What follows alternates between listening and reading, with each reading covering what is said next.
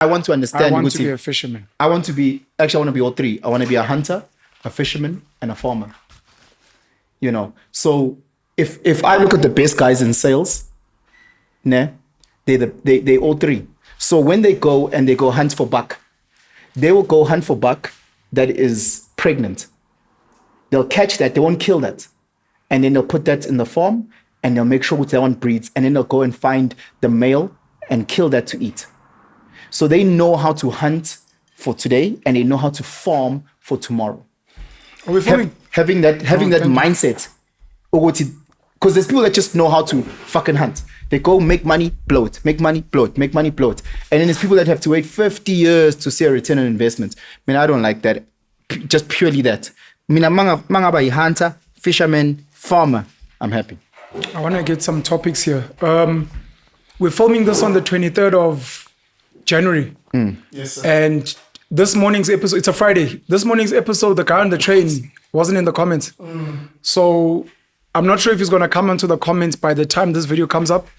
But I want to give him a huge shout out, man. He's built like a mini brand in the comments. Yeah. So many people are like, say, where's the guy on the train? Yeah. Someone was like, say, marking register for the guy on the train. I saw that. No, shout out. It's That's pretty dope. It's lekker, man. I think when the community still starts coming together, it's one of those things that We need to announce and commit to this thing. of doing a live Shandis. I think we need to announce. Not a live thing. A physical. What did we say? A conversation. What on the wasn't lawns? there. I told you, man. It's an event. Yes, but Or I an wasn't there event. when you guys discussed. Yeah, we need to announce it so that we commit. So Utebs wants to do something in March where we invite Abahlali to be part of AMAGENTS. You want to do it indoors? I mean, I was thinking about outside on the lawn, but it's neither here or there. Maybe lighting and for sound, it will be better indoors as a start. And we have about 50 to 100 people. How many did you say? 50? We're looking at 50. We're thinking at 50. Yeah, 50. We kept it at 50. 27 March, I think. We'll see. 27 March. That's a Friday. I mean, I was like, for me, I'm all about pulling the trigger. But anyway, and then we have some sort of AMAGENTS live show. Well, not live show. Event. Konabantu. People can obviously drink a coffee while chatting. We record that and we see how that goes. I sent you guys a screenshot when I was Sizwe. Someone who was saying in our last episode on Convo, the person was like, you guys, no, was it that? I think it was that. It was something to do with views and streams. Saying that you guys sound like a musician who's not selling as many CDs. So now the story is to go out there and gig. And they were just like, do live podcasts. And we've been saying this for the past 3 years. Yo, we've been saying this shit. Let's officially do it, man. So we're doing 27. You guys. Yeah. There's a lady, I actually met her through you, that is an events band coordinator, and she's so keen. And I've just been sleeping on ensuring that contact, because it's a matter of Sissy, set it up, then you get to keep X amount or X percentage of what we get on the day. You know, that because we don't have any financial anything right now, but in terms of if there is a entrance fee, let's say $50, $100, whatever, then you get to keep X percent. Did you switch off this mic? You don't need to switch it off. It's not gonna mess up the sound. Okay. No, I can switch it off here, but there's no need. It's fine, sir. No problem. Yeah. So yeah, we're hitting 27 March. 2026.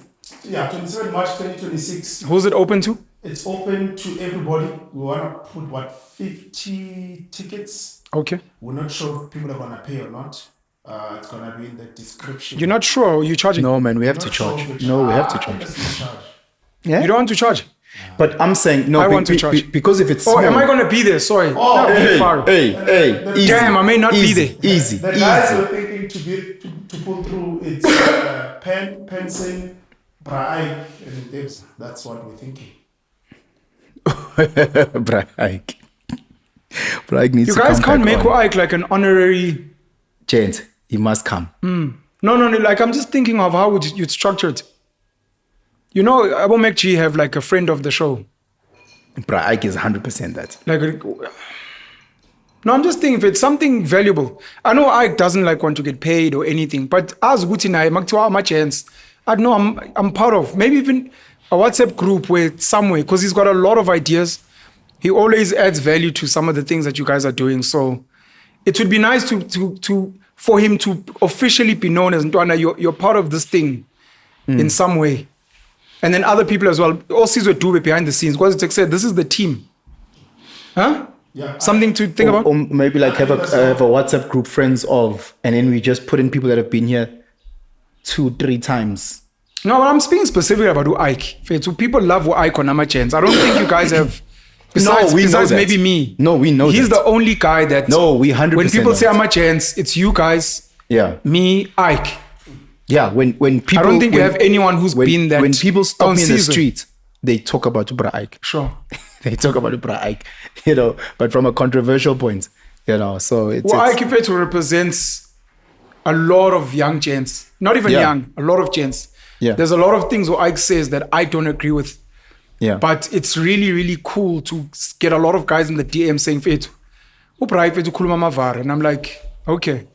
Well, Ike speaks for a lot of people. Yeah, unfiltered, and he's not even apologetic when he says his truths, So yeah. Something to consider. But the 27th, it would be nice, bro. Because we keep speaking about it over and over and over. And then from there, we say we want to travel. And then people say, oh, yeah, please come to my town, Kuruman. And then we say, yeah, so it's Kuruman. Then someone's like, hey, Fetu, please, can you come to Tinache? And then, so and then it never happens. And we always year on year speak about having a tour. We'll put it on camera. Like comedians, they have a tour, right? Musicians have a tour.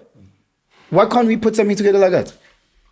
Mlotshwa, I think it would be dope of it. Like, it would be dope to Yo, go to spaces national tour, bro. It would be dope when we go to spaces where we can do almost 2 shows at the same time. We do your show, let's say in the afternoon, we record, we do your stuff. Later on, we do AMAGENTS. With an audience? Yes. And we just need to figure out what does it mean, but what does it look like? yeah, one, it goes on your platform because you want to do the one-on-one people. Later on, it's us. Yeah. I think that would be dope, man. Look, try it out and see. I think the logistics of hosting live things is part of the reason AMAGENTS are not doing it all the time. That's good. We will learn. It's fine. What's up, Petu? If you're interested. No, whether you're interested or not, man, but when you're in business, you realize the difference between you and the other people is that you chose to start. Most people just don't choose to start. I'd rather for you to just tell them a same. Your coffee was shit. Your location was shit. There was no sound. There was da. Then you take that as data. And then you can troubleshoot that. And I'm not saying it's going to be shit. I'm saying we are going to make mistakes. But rather have the data to learn. Sure. I killed a fly yesterday. There's a new one today. Yeah, you guys have got terrorist flies here. In a factory. So I think we need to try it. We need to try. I called Black has done some events in it. Yes. Black Nubian. Black Newborn, okay. Yeah, I spoke to him because... But it could be Black Slim, it could be Blackie. He's done a lot of the events and he was telling me like some of the mistakes they made, how they improved and whatnot.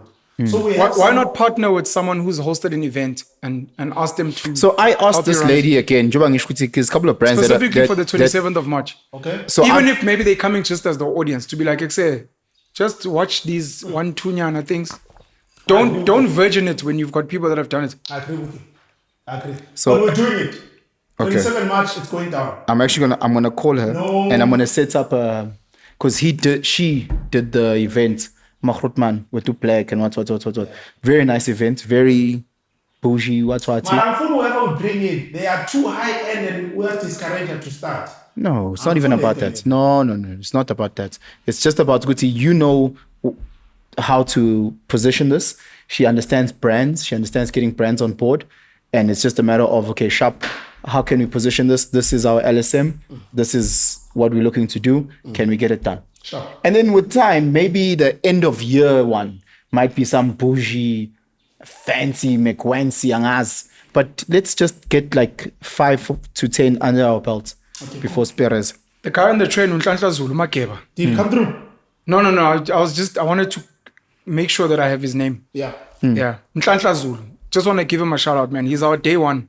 There's another guy here. I'm gonna get his name because he normally says I'm here for Penson's what. Yeah, For Debs' what. Yeah. But I want to That's give him dope. a shout out as well. That's dope. That's He's dope. become our day ones, man. And if anyone else has like a comment that becomes like a noticeable brand. Lil Techniana. Oh, here we go.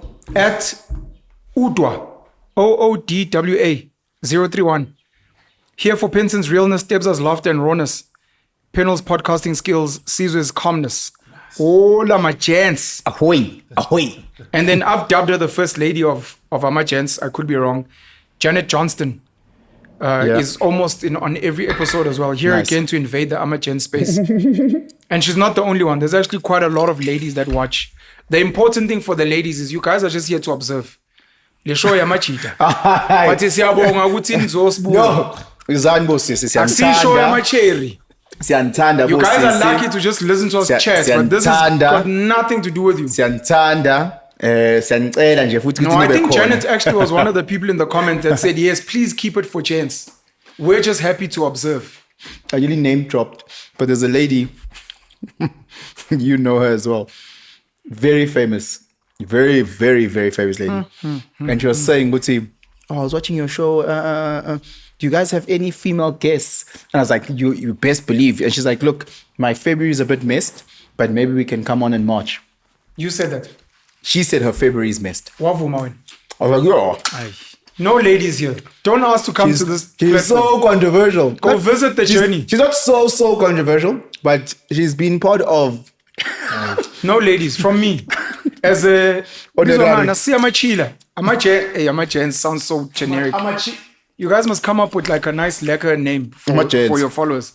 It's too generic. That's but fine. anyways, I'm one of the main followers of this channel, and I'm saying no woman and no current affairs. Shout out to everyone who was agreeing with me. Say, if you're gonna discuss current affairs, drop. Otherwise, don't film in advance. Shout out to those people that were on my side. As it tells, I didn't go to this business. And they were on this side, yeah, a lot. Were they? This is the audience, bro. I'm just one voice. People either agree or disagree. Someone was saying, shout out, you don't vape anymore. I vape. I'm on and off. I responded. No, I did respond. I did. No, with my I don't want to say I don't vape. I'm going to get 40 battery and then 6 engine. So I'm. So I want to say, Guti, I'm trying to even the Charles, bro. You've seen that there's a decline. I'm trying to clean up my body, bro. My body is a temple. Temple. Yes. Mhlawumbe sengifuna ukuba nengane manje ingane angikwazi ukuzala ingane egcwele vape. You understand? So ngizama ukuthi umzimba wami ube right. I want to play 2 TikToks. I don't know if I'm allowed. No, why? Because they'll make nice topics. Yeah, let's go. No, but they're gonna ban us, won't they? Why would they? It's someone's channel. It's a TikTok clip. It's just a voiceover. That's it. Why would they ban us? Okay. So it's not like a song. Put it by the mic. Let me start with. Put it by the mic. Yeah. That's the plan, obviously. Fuck. Jesus. You know, we've been in media, tribal media, for a couple of years now. We've got some experience. Oh, yeah. Tell us more. So this one is about social media and children. Okay. Very generic, very educational, but how long is it? Something to shout out to the person. I'm gonna give a shout out. This is the other one is South African. This one I think is, this one was on the Breakfast Club with Abu Charlemagne. I'm not sure who this is, especially because Australia has just banned social media for under 16s. Oh wow! Which I think is a big no. Huh? I think it's a big no. Debza? Social media has been banned for under 16s in Australia. What does that mean? Like it means kids can't get social media accounts. It's against the law. But this guy gives a perspective. He's wearing a turban, which means he might be a Sikh or something like that. That's a religious group. The Sikh. The channel is Humble the Poet. I'm not sure who this guy is that's speaking. Wait, let's see. Anyways, it's on the Breakfast Club, but I want to play what he's saying. Humble the Poet on TikTok is where I get this clip from. This way, if you let's look at it this way: if you give a kid a full bag of candy every single day, and we say, well, they should just be able to make the decision not to eat all that candy, right? When they're really young. How long has social media existed? We are children. when it comes to social media. This is the candy. Yeah. This is like the ultimate candy. This is the new epidemic. We're in a dopamine epidemic. They flooded the streets with dopamine. We are not designed to know as many people as we know. We're not designed to know about all the news happening everywhere all the time, right? And then this is a system that encourages negativity. It rewards negativity. If you fueled by the 7 deadly sins. It's fueled by those. And think about it. If you post a picture tomorrow and everyone's just like, oh, you look great, you look great, you look great. And then I just comment, well, you don't look all that today. That comment will pop up straight to the top. It's going to get the most replies. And that'll be the one that make me mad because like, how you don't see what everybody else seeing? That's the one. Yeah, but you probably will notice that comment more than the other. The other ones will blend in. We have a negative bias. That's just in us. Why do we have a negative bias? Because we used to live in the wild. We had to assume the worst. Right. You're walking through the forest, and you hear a sound, you have to assume it's something that's going to kill you. Because if you're wrong, cool. If you're right, you're in danger. We have to assume the worst. Smart people, really smart people who were paid by very rich people understand this, and they've used it to hijack our attention. But can you please forward it to me so we can put it in the episode as well? As a link? Yeah. No, as an actual. Whatever, you I'll send it to you. Oh, nice. Okay. Ooh, okay. It's so you crazy. You want to play it? You already played it. That's why I'm worried about copyright. But anyways, I think the audio is... Once I make a video, it's like, this person's using... Anyways. No, we'll take out the visuals, just the video with a graphic. It's fine. We'll try it out and see how it goes. So can we chat about that before you play the next one? No, I'm not going to play. The next one is hot. The next one is hot. We can chat about this. Because here's the thing. People don't understand the engineering,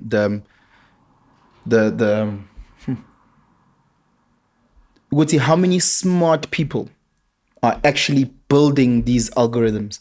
I think sometimes because in our world we are limited. Remember, you might be the smartest person in your space, or you might be whatever. You don't realize ukuthi khona abantu who are these evil geniuses, that are Frankensteins out there who are building these monsters. Be it tobacco, be it vaping, be it alcohol, be it fast food. You think you've got the discipline and the power by yourself to get rid of this. It's impossible, because you are not fighting against one thing. You're fighting against an army, and we won. So for you today to then say, oh, I know how to manage social media, or I know how to not or stop smoking or to stop alcohol. Once you are in this thing, they've got you. Have you guys seen The Social Dilemma?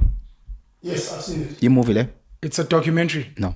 I think it was on Netflix, but they also put it on YouTube. It's officially on YouTube.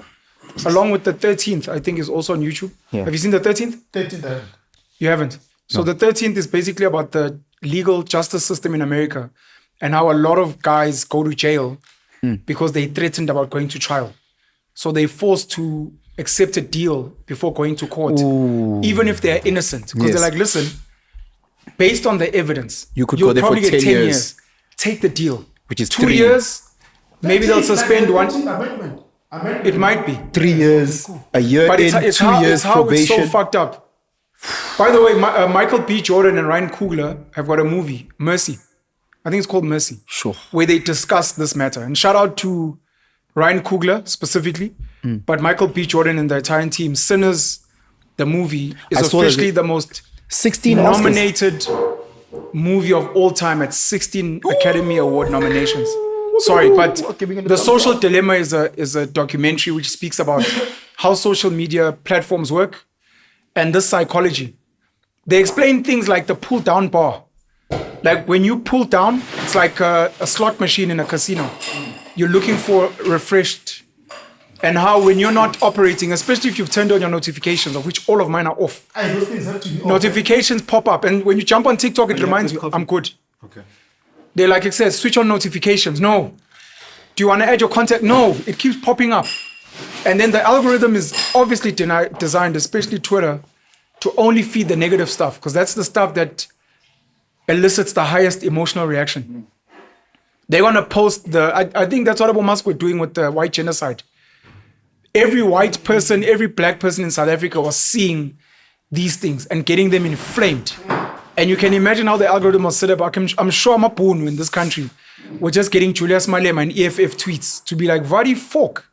Now black people are seeing Elon Musk's tweets, AfriForum saying white genocide, a white farmer has been killed, just to get people like, what the fuck's going on? It's so dangerous. It's drugs. It's drugs. You know what it is for me? I'm trying to figure out, every time we speak about the issue of social media, I always try to figure out what is the issue in your day-to-day experience? Because I think that will answer a lot. Like the gambling thing we have, pandemic or whatever you call it. Online gambling. Yeah, online gambling. I think now it's out of control, man. You know? Yeah. But I'm trying to figure out, are you on social media because you're not that busy or you're actually addicted to it? Because I think for people who are not on it a lot, whether I want to my car or whatever, there's something that they are busy with that makes them not be on it. Or you're just too busy. Like what is if you figure out what is it you're doing on a daily basis that makes you go onto this thing? I don't think it matters. What Penson is saying is, what Penson and this guy are saying is very, very smart people are paid by very, very rich people. So that you just need to take one hit. Whether you're busy or not busy, we must give you something that's going to make you want to come on here so that even if you are busy, you're now either going to be screen and busy or you're just going to be on screen because it's a drug. As a busy person, we can serve you a reel or video that can make you more efficient and more productive. So we know you're busy and you're spending 20 hours a day. But watch this video. Yeah, so how to manage your schedule. How to manage. So all of a sudden, you now pulled in because you know that you're this busy guy. You know that you don't have enough family time. You know that you're always stressed about business.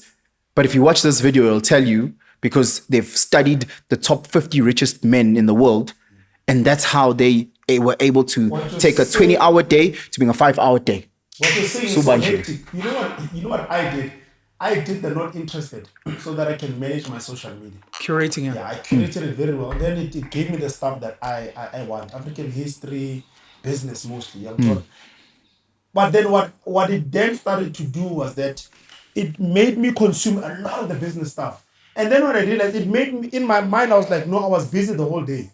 Because I was consuming business content. Yes. But if you look at the amount of hours you were actually working on the laptop, it's less. But because the dopamine was coming in of business, it created something in my mind. Today, I studied about da-da-da. But if you look at the actual work, zero. The irony of what happens, us listening to this clip, watching a 20-minute YouTube video on why you need to quit social media, following reels that are saying social media is killing your brain, and you're like, look at this video here on social media, and then this about how one. social media is so bad. And this one. And then this one. Let's tell the gents on YouTube about TikTok and how social media is so bad. Guys, please go check out this TikTok on how social media is so bad. You've been watching and then watch us on YouTube. You've been watching 9 hours of videos of how bad. So I must go on social media to listen to guys on social media telling me to go on other social media. That's going to tell me to stop being on social media because social media is bad. Yeah. And then I'm going to go watch other videos on social media to also further explain why social media is bad for me. Those guys who say, I just wasted 2 hours of my time. That I'm never going to get back. Yeah. Okay, 2 hours. Hooked. 2 hours. The people don't understand the engineering that has gone into this. It's much like when they banned cigarettes and they took all those psychologists that studied the impact of cigarettes and they moved them to fast food. Or online gambling. Or online gambling, or Operation Paperclip, where America took all these Nazi engineers and they brought them to the States. You know, so these are the Nazis that used to gas all these people that knew how to torture, that knew how to create Volkswagen to work without water, blah, blah, blah. Now you come here and now you are in fast food spaces. How can we hook these people up? How can we create the moon landing? How can we, bro, you are talking colors. The colors they use, the sounds, the smell, you end up a song that we were talking about, or I was talking about, who was playing it? Kulek, no one's gonna disturb you. DJ Sabi played a song, AKA and Burna Boy, It is all eyes on me. right. And he was playing it, and I looked at the age demographic, and it's people in their 30s and older, people going crazy. So I say to Usisi endlini naye ukuthi, do you understand why the song is hot? Bar the fact that it's Burna Boy and it's AKA, because that's crazy. And we spoke about it, I think. There's also JR and the LES. You know. Give Chance a shout out. And I was like, because we grew up on this song. And he's like, no, this is a new song. I was like, no. We grew up on Uprenda Fast. Oh, It is that. Hanyaksaba, my friend, you're dangerous. So when and it's all right. No. The thing about music, Bruno Mars, Taylor Swift, John, they understand chords. If you play the right chords, it brings up nostalgia.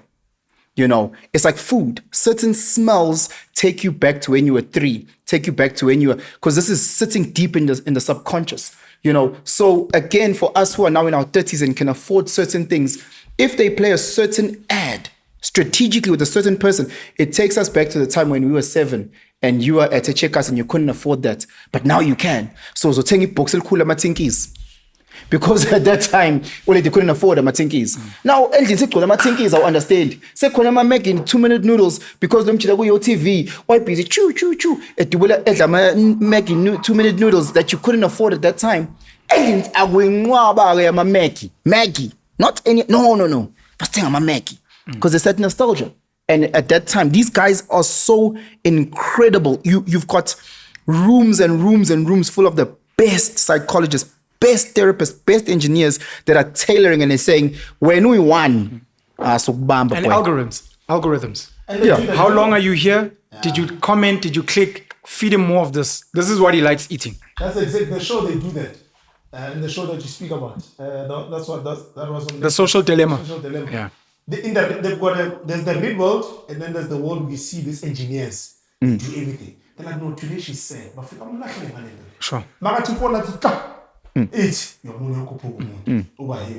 It's like, and if you look at there's some episodes on the Dad of the CEO where these guys speak about it. But this is how we actually do these things, man. We take all the data, we make sure that we pump. Because the longer you're on it, the more it's data for them to sell to their clients. Whichever is the brand. And the more ads they can sell, yeah. So if you look at certain companies, like for example, I know with many apps, including Instagram, they use heat pads. So what that means is that when you're on Instagram, they pick out where you are tapping. Ne? So they I don't use understand. The app itself the app itself.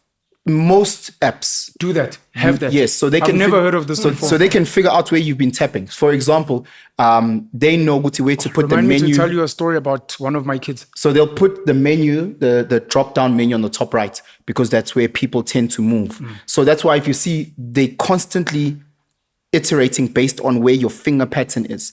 And now there's companies that are tracking your eyes. So if you're watching an ad, ne, they're tracking where are your eyes when watching this ad. From your selfie lens? From your selfie lens. Where are your eyes? Are your eyes watching second screen? Are your eyes, is the phone upside down? Or are you engaged? So that they understand what and is how dilated are your pupils. There's companies that are doing these things because on the internet we click and accept everything. Everything is a click and accept. You can't read through that stuff. But I'm saying with you, how many times They're accepting terms and conditions. because you were like, oh, this app shouldn't track me, but you've accepted 50 other apps to track me. So you see, Nguti, on every app, it tracks where do you click, how often you swipe, how it's got your fingerprints on these things, and I'll share this with you guys because it's not like CSI stuff. It's things that are here. CIA. Oh, CSI, that show. Is it not? That's forensic investigation. Is it? Yeah, the Are show. you? We're speaking about the show. Right? I was thinking about that deep diving. They are my aliens. X-Files. X-Files. Next fast. Kids don't know what that is. X-Files. X-Files at least by years. X-Files. So I'm saying it's not something that X-Files. is there for the best private eyes or the best investigators. It's something that is available to us. If that's no more one. I should have reshared this thing. This guy was explaining certain apps that can do certain things on your phone. People have no idea But it doesn't matter, right? It matters less than zero. Even if they knew, There's nothing would nothing. change. There's You are connected. You know what you're saying? Just to add some more context to what you're saying as well is that now streamers, you see the data you just spoke about now, Ukuthi umuntu usefonini, kabaya and how they're moving and stuff.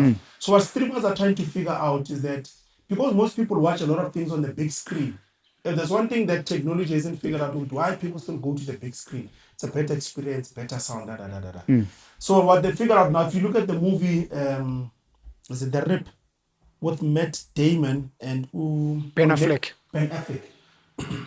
Like a movie, by the way, I recommend it. Netflix said to recommend them, every "But you got on each of the second screen, like what you just said right now. Peggy movie then be phone, Peggy movie be phone. So It's they, also got Teyana Taylor. yeah, sorry. Teyana Taylor's also in there. Oh, I'm just thinking of some of the names that some people of the would big know. names, oh, okay, sure. So what they then started to do was to say to them, Buffett, every 5 minutes you need to say The Rip. Because what that does, because there's the issue of the second screen. The second screen means that you're watching something on a big screen and you're also on your phone. your phone, yes. So the phone becomes the second screen, meaning that you have undivided attention. Yes. So the psychology is that whenever you hear The Rip, you look up, then you watch the scene.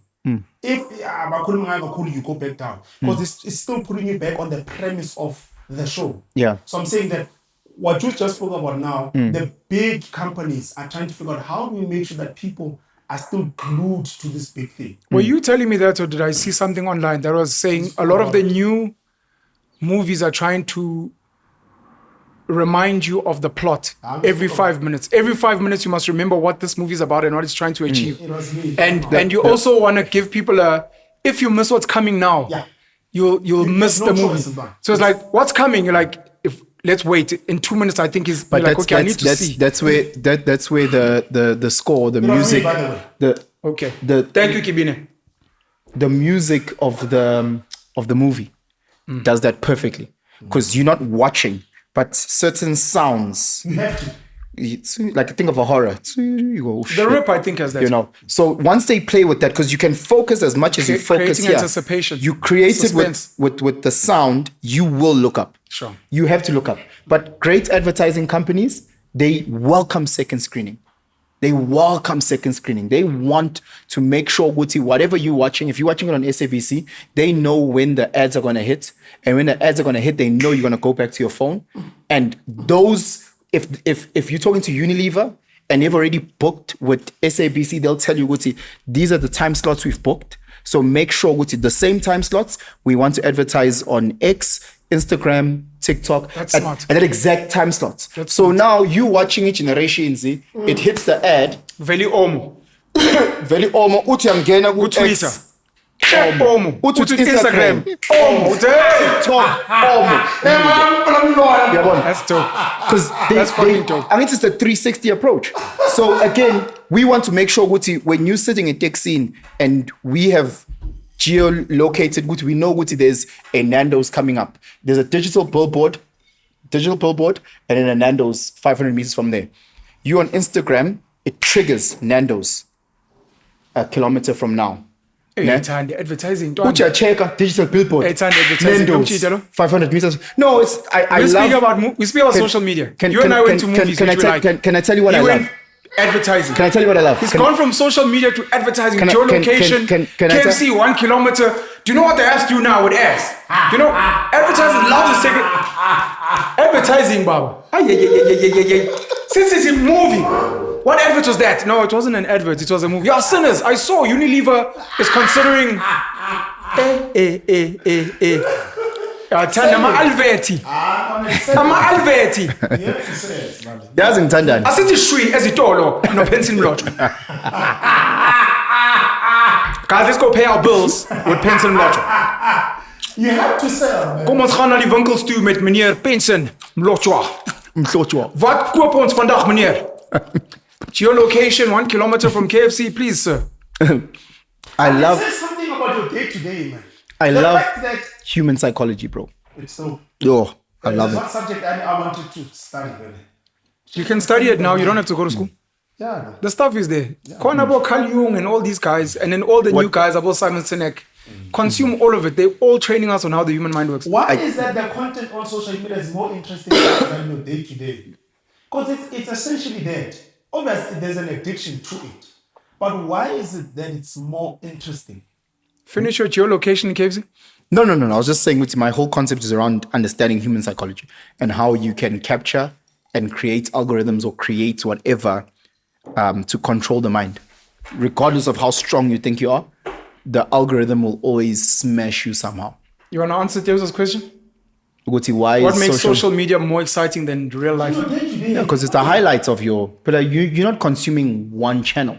You're consuming the best of 100 channels a day.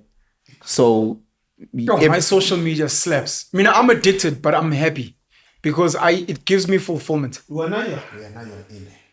and that's what it wants. I think it makes me smarter. It And at least I make money. you. It wants you to be happy. The difference between me and other people, Eric Thomas. Yeah. Is it Eric Thomas? The hip hop That says preacher. what? Yeah. So he'd speak about, if you put down your cell phone, that's keeping you from your success. In my head, I'm like, except my cell phone pays me.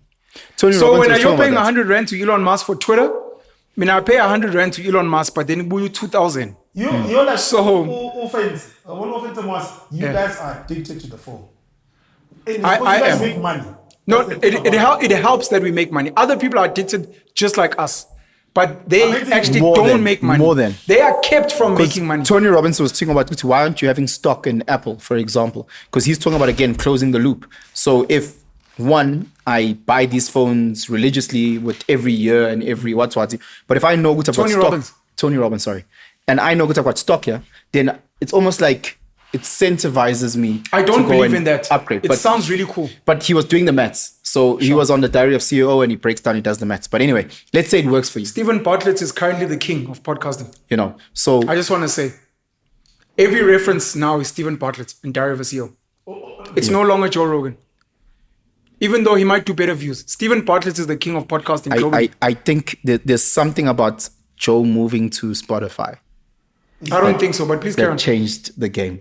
I don't think so. Please carry on. Anyway, so again, Tony Robbins. let's say you're closing the loop. So again, I know with every phone I buy, I've got stock at Apple, money back in my back pocket. How do you type know of there's thing. money back in your back pocket? And you see what dividend was.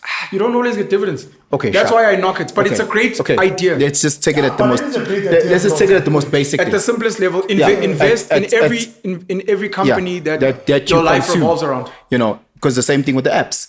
Because someone will say, "Good, you make 2,000 Rand, let's say a month, but in terms of productivity, how much have you lost?" Sure. So someone can always have a counter. But at the same time, let's assume that we all put in our same 40 hours on social media a week. But I know, Guti, I've got stock in Apple. I know that Instagram, how nang uvas. Vazi. Uthini mnganami? Ukhuluma nami, khuluma mnganami. We're recording. Bayakuzwa abahlali. Yeah. Are you on air? No, well, no one can hear me, but yeah, we're Yes, recording. we are on air. We're live. Yeah, talk to me. Yeah, Muzu Penuel.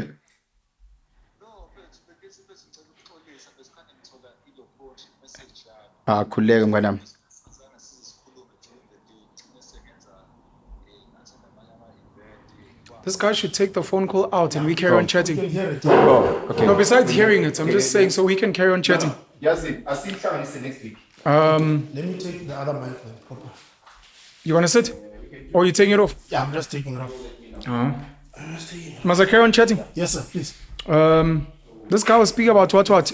He's going to finish his Oh, point. Tony Roberts. Yeah, he's going to finish his point. I used to think this. I think Gary Vee said something similar about investing in the platforms that you consume. And if you wear Dickies, go buy stock in Dickies. If you use the SAF, if you use Vodacom, I've done some of the numbers.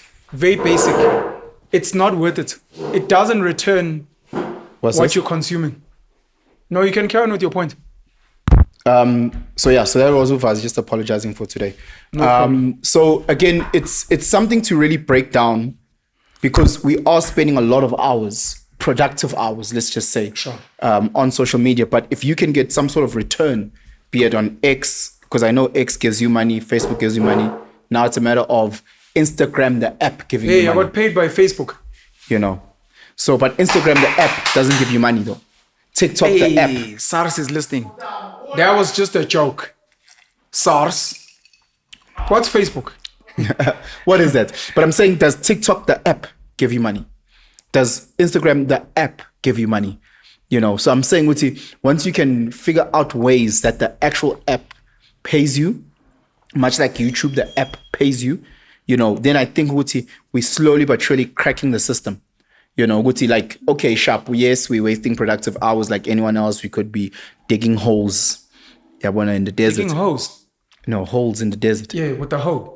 I mean, come on, what were you thinking? Yeah. Get your mind out the gutter, boy. Good. So I'm thinking with Find a way. Damon Dash says, learn to get paid to be yourself.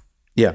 Then you'll never have to work. So I think for me, it's whether it's random meetings, whether it's podcasting, whether it's being on social media, this thing that's consuming my time, playing touch rugby, going to watch schoolboy rugby. While I'm here, where can I make a bit of cash here so that while I'm here, I come back from the touch rugby game or from the watching schoolboy rugby. Kind of 50 rand. With a 5,000 rand thing that can, so that it's worth my time. Yeah. Otherwise, it's just sucking my life. I'll tell a story about your dad. A few quick things. Number one, when you spoke about the swiping, my one child tells me that at their school, because there's this platform, I'm not sure what it's called, where varsity students put it in so that it can check referencing AI. I don't know. There's a term for it that kids are using today at varsity level. Okay, but we used to use Turnitin. I don't know if it does AI. Okay, well, If it does, then there was Turnitin. no AI when I was in. But whatever platform it is now, you have to submit your assignment into it. It verifies your referencing and stuff before you submit. If you score low or get a what, the lecturer or whatever is going to see it. Yeah. Because you used AI. Because you used AI or you didn't reference or something like that. Yeah. My child was telling me that at their school has got a technology that can almost retrace your assignments because all the assignments are done via computer. It can retrace how this assignment was compiled, how much was copy and paste, at which point were you typing, at which point were you copying and pasting something, can it cross-reference to where this came from? So that it can be like, but you were just copying and pasting. It plays it. He gave me the term. But it basically plays like a song. From the beginning of this assignment to here, this is where this person was just pasting blobs of data from here. And I thought that was next level. That is insane. Next level AI. And for me, it makes sense because if most kids are going to do most of their homework on a laptop, you need to figure out which one came from Gemini, which part came from ChatGPT, so that you can cross-reference if they had their own thinking. Sure. Because that's what it is with school. Did you have your own thinking outside of these apps? School doesn't want you to have your own thinking. My school needs to evolve. It has to somewhat evolve. I mean, it's like the calculator things, but since they like calculator. Sure. So what I must use my mind, must count. Chips, 1, 2, 3. That's the first thing. It's crazy how the top schools stay on top of things. Like, it's ridiculous. Like, you go to, because we will sit in these little spaces and we will assume these kids have a leg up, whatever. And then you go to top schools. And no, we catch them all the time. No. We still, no. What? Hey, chief. These, and you'll have like one outlier who knows who's cracked the system. But you realize like 80% plus has to, because the teachers are so far ahead. It's not the teachers, but sure. Or the system, the school system is the like, people at that school, whether it's parents, teachers, are plugged into where the world is going. Because as you're saying, with the leaders are not followers, so they'll. But with the lighty, as you're saying, clearly there was someone who said, "Hey, let's use this to catch them." Yeah. The same way that when I was in varsity, there was Turnitin, whatever it was called, where it would catch us for, plagiarizing, type of situation. So now there was always people that were one step ahead. So I always ask, if the three of us were put in a school, call it Newcastle High, the three of us, how many of those matric kids, in terms of when they write their essays, if we actually applied ourselves, the three of us, would get through and sneak past us in terms of AI? Do you think there'll be a span of them? The majority of them? I don't think so. I'm not sure what you're saying. I'm saying, Guti, we go to Newcastle High. Let's say we are now educators. In 2026. We are the we educators. Are teachers. Yeah. So okay.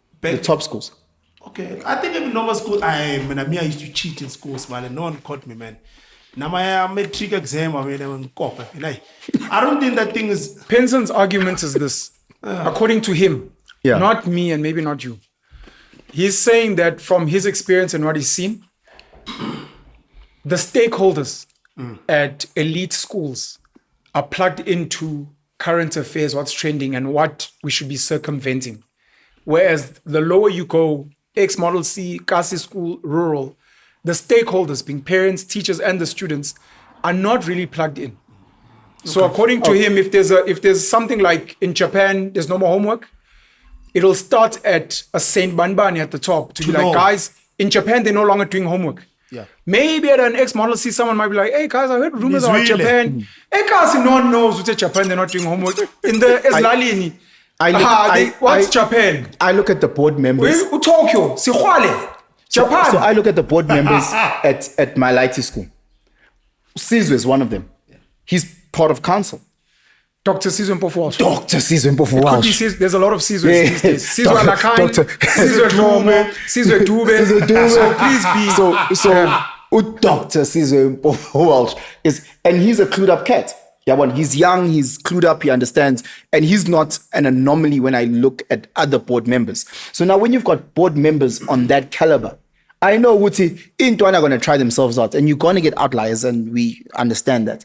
But the average lighty, Yeah, I see The other point I wanted to make is, the the other point I wanted to make very quickly is, I understand I'm emphasizing what I said.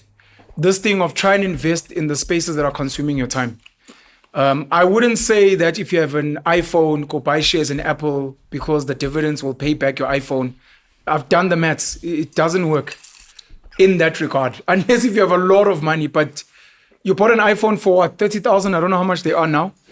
How much in stock would you have to buy to get dividends to get 30,000? To defend you, Tony speaks about when iPhone first No problem. listed. And he's got an inside knowledge. He does Yeah. IPOs. So when it first listed, Sure. and the share price versus what it is in 2026, The totally different. lesson there is see if you can monetize Yeah.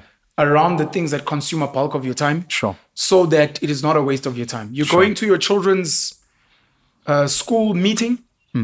It's boring. You don't really want to speak to the teachers, but you're like, while I'm here, can I meet some parents and market what it is that I do? So that when I come back after this boring fucking thing, I'm like, hey, I got a contact. I'm going to watch my kids play cricket. I fucking hate cricket. it sucks, but while I'm there, maybe let me walk around the field for those 4 hours so that I get my steps in. Like, let me make it worthwhile. Sure. While I'm just trying to get value. So I'm on Twitter, I'm on Instagram. While I'm here, I've already heard the guy say it's chowing my time. Yeah. How do I either make money by getting a verified, or network with people, or send DMs? Hey, by the way, just so that to while I'm here, yes, it wasted my time, but I got something back. Than just being a brainless, whatever the case may be. Do you guys support social media being banned for kids under 16 or under 18?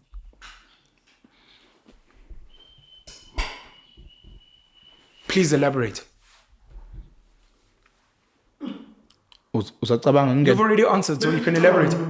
Oh, no. So I don't believe in This banning. guy, I'm going to be stemming from this guy who speaks about how it's dopamine. You're giving kids a bag of candy every day, and you think they're going to function. Give me what I'm taking when people ban, they say, okay, let's ban candy from kids. And I don't believe that we need to ban all candy from kids. I think we can scaffold it.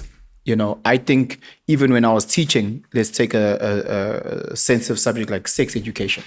I believe that sex education needs to start as young as possible, but tailored and delivered at the age of the child.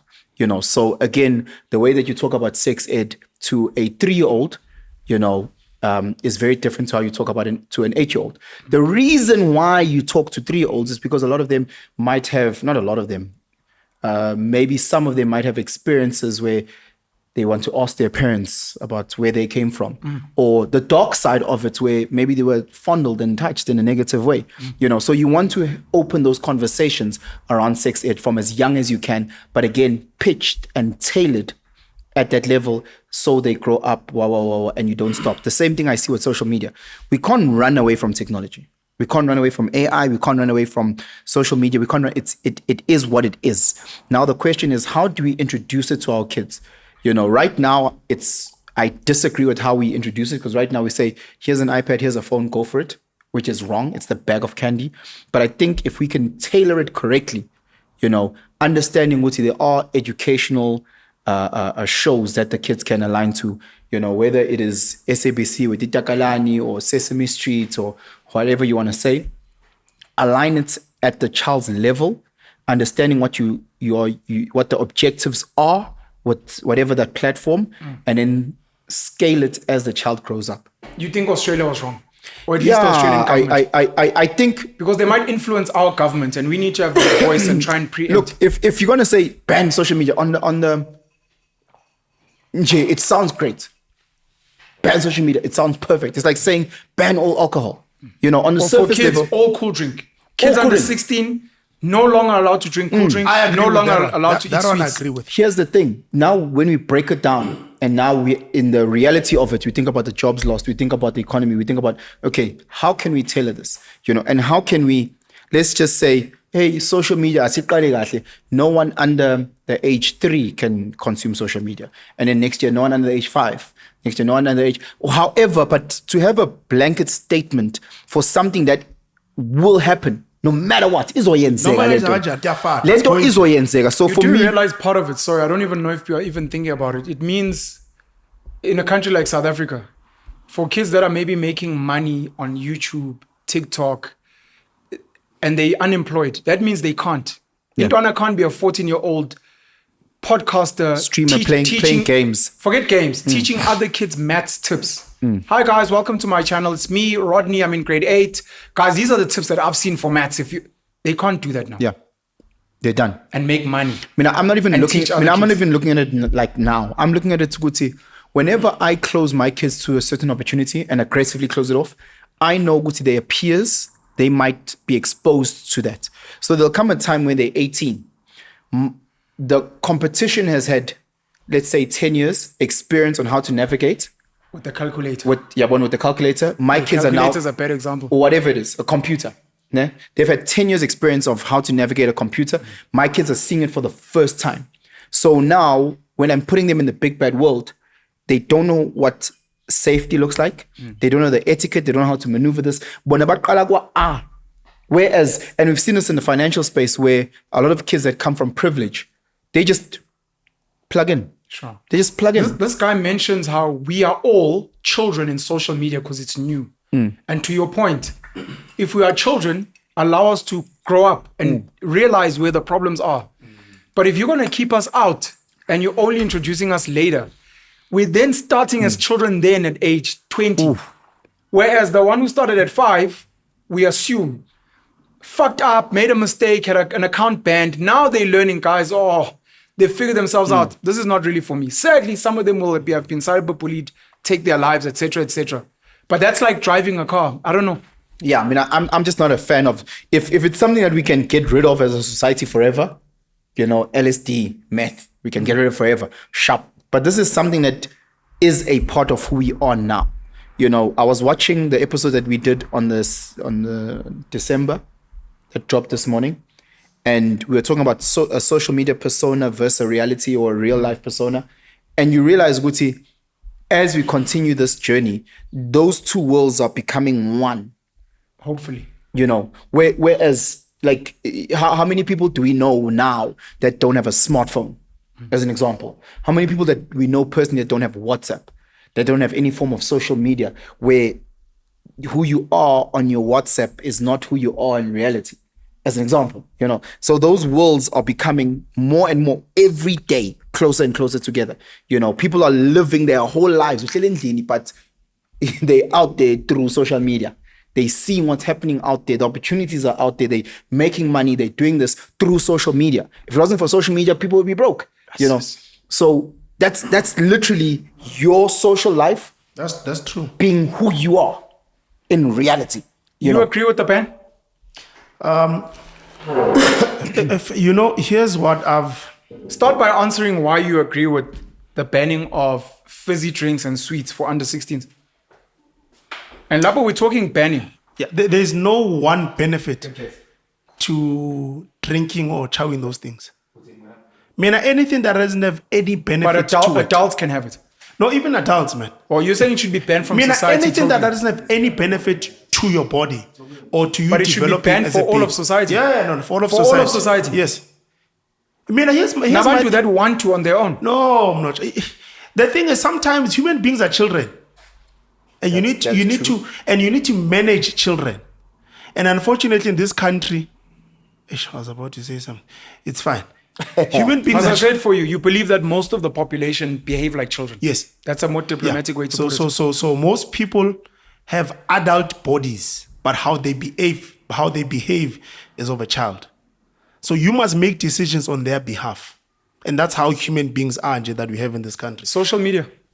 It hit me last week that there isn't one answer in anything.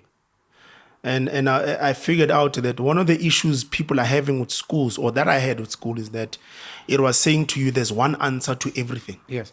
1 + 1 is 2. The answer is academics. Yes. No matter what you say, the answer is school. 2. Yes. And pass. Yes. So that's what. Then it made me realize, listen, maybe that was one of the issues I had with school. They said it's this answer, but I said no, but it's this answer. But because I was part of a system, but then in the bigger scheme, the worst part of school. When I say I hate schooling, not education, I love education. When I say I hate schooling, it's exactly that. This can't be the only way to live life. How? That if I don't pass these specific subjects, Yes. I'm doomed to live a life of misery. It's bullshit. I hate that. And I guess it hit me last week today to say that, it's only one answer and that's it. So I'm trying to apply that type of thinking, because it only came to me last week, that aha moment. So I'm trying to, it made me realize, not everything has one answer. So with what you're asking right now, there are kids that are supposed to have social media from the age of 2. Because boy, they're going to do exactly what you just said right now. They're going to make sure that I can teach other kids about other subjects or whatever. There's a light on TikTok. There's a white light on TikTok that gives plugs for matric students. Yeah. Where they can get past papers and things. Exactly. 2014. With a mic. Maybe it's a mic. 2014 at Saints. 2014. Sure. There was a lighty who was an e-gamer, whatever. Yeah. 2014. 14. Yeah. This lighty went. That's 12 years ago. Yeah. Played in a tournament in Switzerland. Nah. I can't remember what it was in euros, but converted He came back with 5 million rand. Parents pulled him out of school. Grade 10 boy. Parents To pulled him become out a of school. professional gamer. Yeah.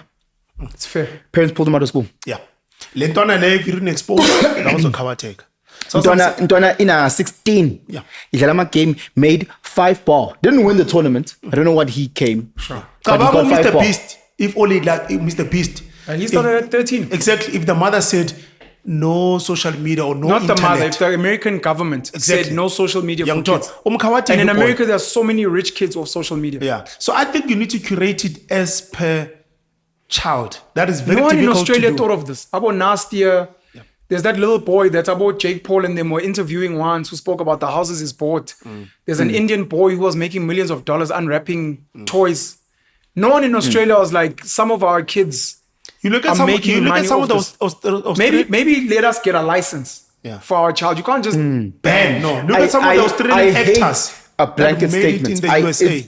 They saw something on TV I and mean, they're like, I want to make it. I mean, I've had arguments with parents that are saying my kids are too young to know about sex. And I was like, it's so sad that they will get educated by their ignorant peers What is the right age, according to you? as early as possible. Yes, what is the age? As early, if the age is 1. once the child can comprehend something. I was about to say comprehension at least, Mlotshwa. Yeah. That's what he's saying. Yes, Oh, that's okay. what I'm saying. As early as, yeah, 1. So, but the trick is to pitch it at their level. Not at a 10-year-old level in Ghana 4. Pitch it at a 4-year-old's level. You know, understand the terms. You know, if you need to go on social media to get some assistance on how to Very pitch, educational. Life school. School of educate life, yourself these channels. on how to pitch at a young age, because you don't want your child, God forbid, have a very negative sexual experience. They don't even know what that means. They thought it was a game. You know, no, we played this with my utisha Told me crash. to take my clothes off Yeah, and we were laughing. Yeah, and What? they were touching me, and they were touching, and they don't understand what that means. So, as young as possible to protect them, they must know what that is. You know, Even so these little things of, must you let your friend know? yeah. What do you say when they touch you? Leave me alone. Don't touch my totolos. Don't touch my totolos. No nigga touch. No one teaches Amachi that don't touch my daughter. Yeah, but you need to teach if your friend touches your totolos, no. If your teacher touches your totolos, no. If your malume touches your totolos, no. If your baba touches, no. Sorry, ma'am. What if my mom touches me when she's partying me? No. No one is. They have to ask. Can you touch your But I can't part totolos? myself, sir. Yeah, what? You know, while you're speaking, Fitz, I'm just thinking I really, really want to have a school. I was driving through, I think, just Pretoria. Just looking at different schools with like Afrikaans people's names, General, what, Doctor, what. And I'm just like, and I when I was speaking to Mlotshwa Lux last year, still knows Olambata. And he was speaking about the rehab center he has, which is operating like a school. I was like, it would be so cool. We've spoken about this. It would be so cool if each of us had our own little school, even if it's got 10 students. It's like, say, how's your school doing? They keep in a school of film. The what. I'm like, all those kids know is film. Don't I introduce something else? And we chat about it. And I keep thinking, Maponga, school should be a place where kids come with their problems and you give them the tools and the resources and the network to go and resolve them. Yeah. But the other thing is, Lento show your mind with the school, there shouldn't be only one way. So some kids come to school and they don't open a book at all because they're coming to learn something else. But it is a place of learning. Yes. Whether you're learning with your body, with your mind, through talk, through video, through reading a book. But I went to school and I learned something that's going to help me build whatever it is, whether as a soccer player, a gamer, a film guy, an academic. But I'm going to a learning institution. Yeah. But the way we learn, whatever we're learning is different. Sometimes at school, they're like, we'll meet at the taxi rank. Today class is going to be there because we're not confined. The only place is in this institution with a book, in a class, with a teacher there, when education is everywhere. And those schools that you're speaking about that are ideal, they're very expensive, ne? Because I don't know much about schools, to Which be schools? honest. What do you mean? I'm saying the ones you're speaking about where not necessarily that you're not going to have a book, but you can go out, touch animals. I don't know. Is it don't think Montessori the schools like schools? Man. There's schools where Like is it primary? No, I'm a Montessori, man. I've heard of those schools. Maybe Maybe thinking like you can play with animals. an agri school, like a land bowl. I don't know what it is, but I know there are some schools where, that are doing what's this thing for kids on especially the for spectrum? primary, man. These are on the spectrum. When they speak about touch and feel, there's a term sensory. Motor skills, I don't know. No, like sensory gardens or sensory where Yes, at those schools they have the kids gardens are on and animals, beanbags yes. and kids are touching stuff and coloring in. Yeah. And when they get overwhelmed, they maybe go watch a movie or Yes. yeah. They're just I expensive, think though, that's ne? mostly for kids with special needs. Oh, okay. But as a okay. general school, in Montessori's selling point is kids are meant to study at their own pace. But as far as I know, it's still largely similar. I mean, I'm speaking more breaking the schooling model and simulating different parts of life to find skills, and knowing that when you speak to a child and you ask things like, how do we resolve this? They're like, well, there's the academic way, there's the sports way, there's the film way, there's the we can go and build with our hands, there's the we can go and fundraise overseas. And you're like, oh shit. So to you, it's not like I must go get a matric. No. And how can you become a doctor? It's like, well, what type of doctor do you want? If you want it through the system, sure, you must qualify. But what's a doctor? It's a person that heals people or helps people manage an illness. To be honest, you need to find out what that illness is. You need to go and get advice. You need to go and see how you can get medicine. What type of medicine does it have? And you're like, how do you get that? You're like, well, as a kid, I can cure you like a doctor. I'll just work around a real qualified doctor to help you. But you can now say, I helped you. You know, you yeah. Don't coke. You know, you're right. In fact, I remember with me, Why you make your face? business school. Miss There's Mahara. coffee in there. You don't have to rinse it. You can just pour the coke in. Class. Okay. Thank you. Miss Maharaj, business Economics? teacher. Yeah, economics. Miss Maharaj, in fact, we were having a chat about how to make money. I mean, I said to her, no, I want to quit school grade 10 so that I can be a taxi driver. Yeah. She laughed, man. She's like, wait, that doesn't make sense. You have to finish Ushai Matric, USKL, advanced what, and then you can become something. Yeah. But she didn't realize what I had a day-to-day experience of a taxi driver. I had a day-to-day experience of it time alami, Ushama taxi, and then Unama taxi wake. Ngiboni check-in, yangena. Manje do check-in for nya calculator no magogo. Ukuthi taxi number 1, 2, 3, 4, 5, they made this much. Okay, le iye ukuthi the driver. But her mind could not fathom ukuthi this is the day-to-day experience of what I have to make in Yugo. So it's like I'm so Academics one is way, too man. narrow-minded. I am poor, I mean. Especially in a world that has changed. You've got kids, in fact, that make more money on YouTube than the teachers. No, of course. Uzokutshela ladies, in fact, You have to go to school. At least get like something to fall back on. The Man, let's be honest though, Bafet. It does help the fall backing on. For me, I don't believe in it. But don't you guys think for the majority? For the average person. Yes. I don't know anymore. I'd Wait, say what do you mean? I don't know anymore if having a matric and a degree and a diploma cost benefit. By cost, I mean time, resources, investment. So for example, you've got 12 years. I give you 12 years. Yeah. A child is 7 to 18. Yeah. That's 11 years. But anyways, grade 1 to matric. I'm like, Fetz, I'm giving you 12 years to play with. I need you to come back with a fallback, a plan B. And I'm saying that 12 years you invest. This is just matric. That 12 years you invest. If you're paying school fees, that's number 1. Number 2 is the time. Number 3 is the skills you're acquiring. For the majority, is it still the best fallback versus something else?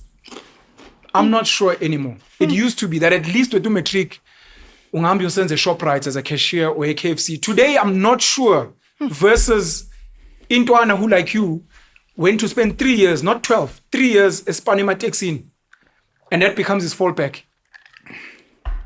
I don't know anymore. Are you saying you're not sure anyone will watch matric span and fun? For the average person. Yes, for the because average. I'm looking at the average matriculant. And I'm looking at the ones that work. How did they get their jobs? And was it because of matric? Hey, that's a hectic statement. And it's that 12 years. The average matriculant who's got a job with a 12-year investment, is it worth it that they are fallback? For example, driving a taxi doesn't need matric. So for taxi drivers, I can already tell you, 12 matric means nothing.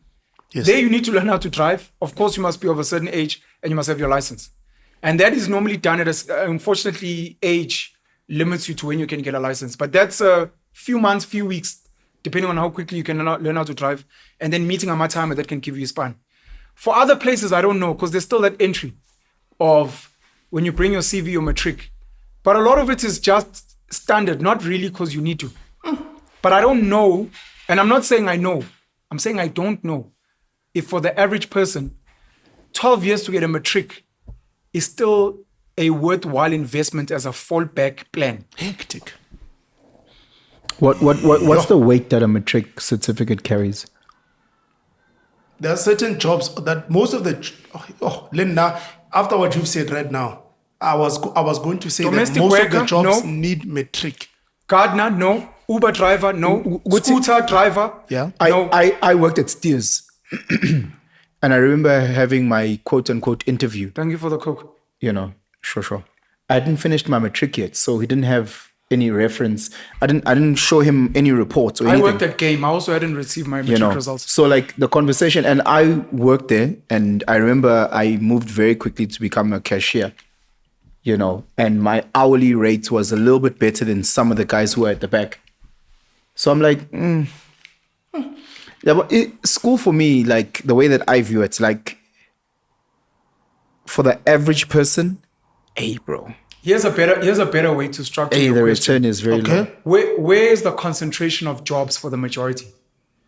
Is it hawking on the street, working on a farm, working in a mine, being a scooter driver, being a domestic worker? Most of the jobs. We're not talking government jobs. Unless if they were most, which I don't know. Yeah. But if you look at the average person who's working, foreigners, all the legal foreigners that are here, that are working as waiters and stuff, do you think they were asked for their matric certificate from Zimbabwe to come be a waiter? Yeah. I don't know. Like for me, schooling only makes some sort of Farm sense. workers as well. Farm workers, which is a big, agriculture is a huge employer. You don't need matric. From the upper middle class and above, I'm so pro school. It's not even funny. Not upper. Middle class. Okay. Not lower. Yeah. Middle class. Middle up to up. School makes so much sense. These are interns, purely because teaching assistants. of the people that you are exposed to. Like, bro, you get exposed to some incredible, like Umzeg. Let's take Umzeg. Imagine getting exposed when, yes, when your rugby passion as a schoolboy was where at its peak, grade 11, let's say, and you met a coach like Umzeg. Sure. Like just like incredible, and is the geography teacher has the same passion. The drama teacher has the same passion. The maths teacher has the same passion. So at certain schools, bro, when you walk in and you say, "Would you want to be a taxi driver?" Those teachers go crazy. Yo, there's a teacher. And they want to plug in and they want to, because they understand what is just not limited to these four walls. That the scope and the spaces, much like that boy that went overseas to Switzerland to play games. The teachers were the ones that were backing the lighting. You're not talking about the matric certificate. You're talking about a network. No, I'm talking about a school. Network. Yes, the access. You're speaking about a different type of school. I'm speaking about school and what school can open up for as you. a network. As a network. Not the matric certificate. Not the matric certificate. So you can drop out in matric. I'm saying it's just the access to the network. Yes, I'm saying Wuti, the matric certificate, I don't know how much weight it has. There's a boy, Justin Stanford, who's I think he's a dollar millionaire. Yeah. He went to Paul Roos Gymnasium, Tech. He dropped out in grade 9. He was funded by Johan Rupert.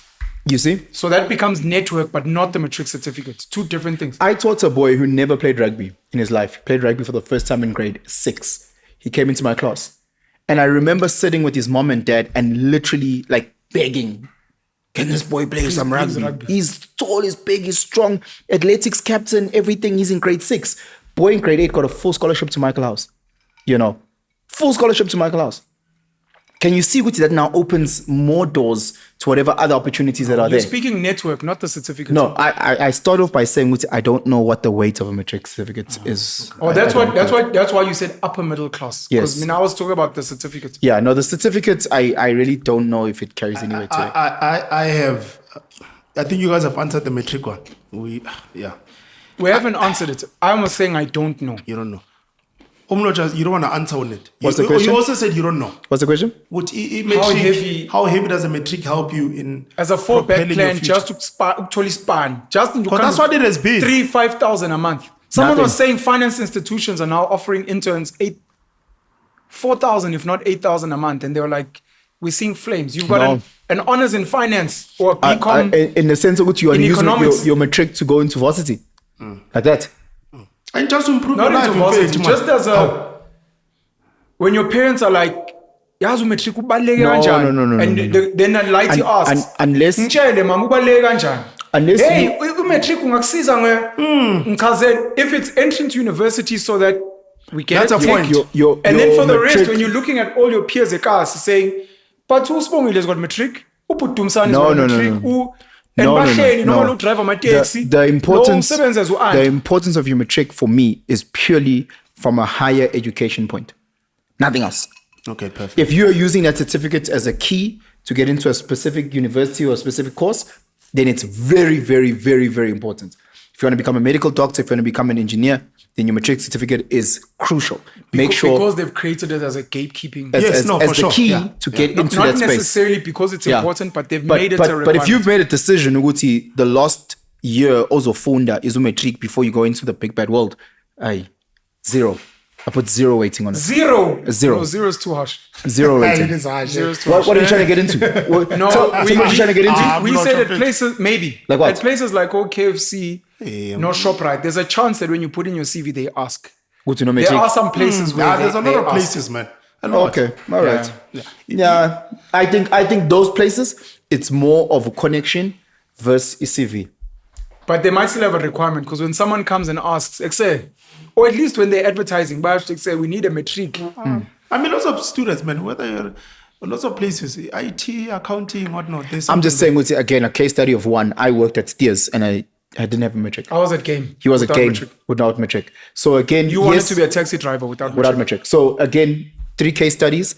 The guys who are doing scooters, the waiters and waitresses, So, domestic I- workers, so- gardeners, all those guys. So give don't me need if matric. you're saying this is your last level, I don't think there's any weighting to that. guys if, that work on farms. if you want higher education, Damelin, whatever, tech, university, then matric is heavy. But outside of that, I don't see a I hope I covered everything. The Social Dilemma on Netflix or YouTube is worth a watch. Someone mentioned something else. That Tony Robbins is on Diary of a CEO. Yeah. Yes. There's Did you nothing watch else it? we referenced. Well, we gave a shout out to a movie, The Rip. There's nothing else we referenced. I want to close the social media thing. Okay. So before you sorry, man, before you enter into your other, because you said you had two things. I haven't been into those schools that I'm about to ask about. I think you guys have better information more than me. I've got zero information, and I think I speak a lot. For some people, are a bit skeptical about these top 20 schools. Let me not even say 10. The top 20 schools. You're asking this for your own purposes. Yes, it's my own As a purposes. father? Yeah, as a father. And as an uncle. Yes, 100%. Okay. And the other thing is, as a disclaimer, I've seen kids that went to those schools. When you are yourself. Yeah. I need you guys, can you guys unpack Did you get something? Hold on. what are the benefits of taking your kid to these top 20 schools? I was asked this question yesterday. I'm so Guys, ready. Buffett, I'm so fucking ready, coach. you know, Buffett, Put me in. please, and I need you guys to fully unpack it, Buffett, because there's some parents who have the ability to afford to take their kids to the schools.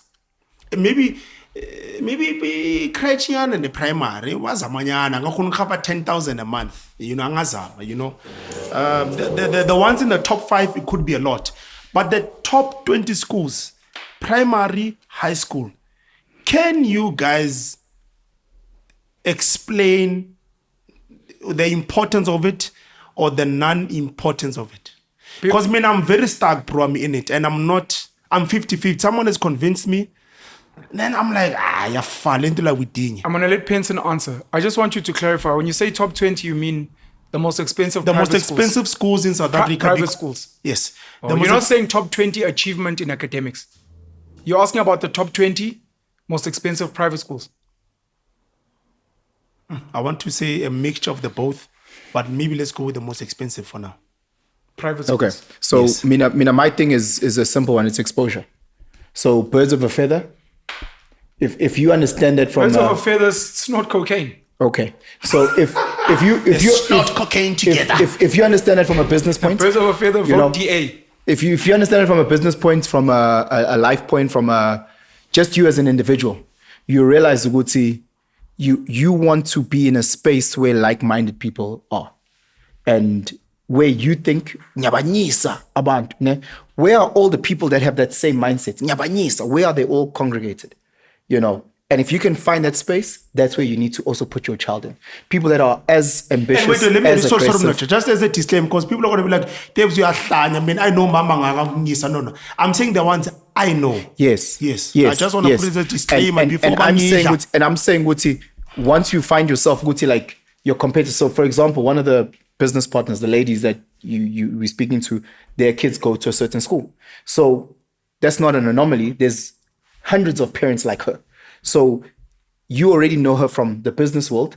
So plugging there, she'll then plug you with other people in that space. So now you know what people like her congregate in that world. So now how do I get into that world?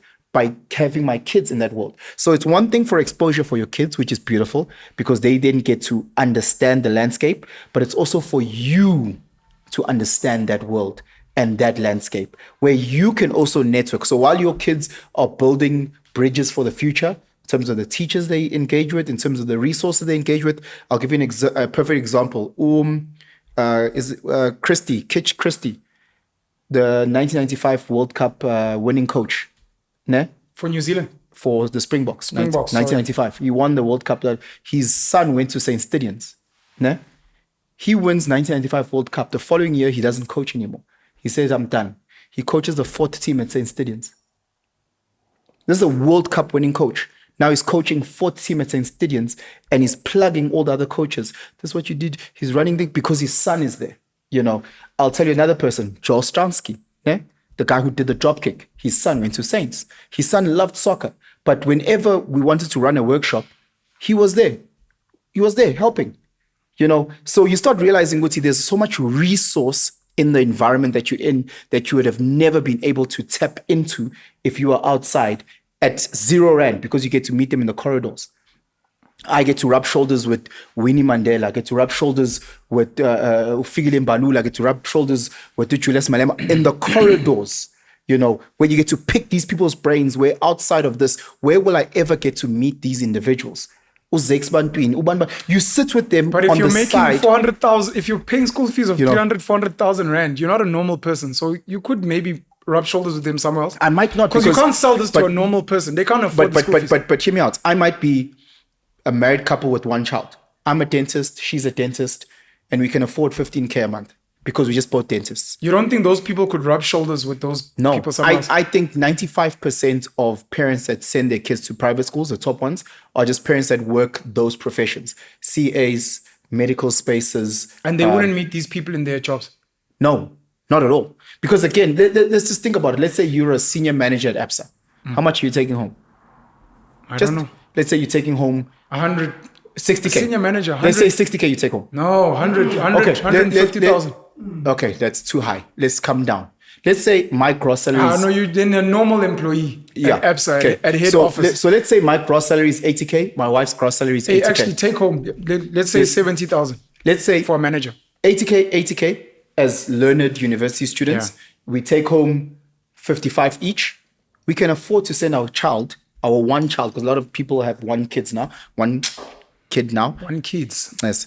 You definitely didn't go to those schools. I did not go to those schools. We can afford to send our kids to that space, you know, at 15K or 30K, if we actually break it down like that.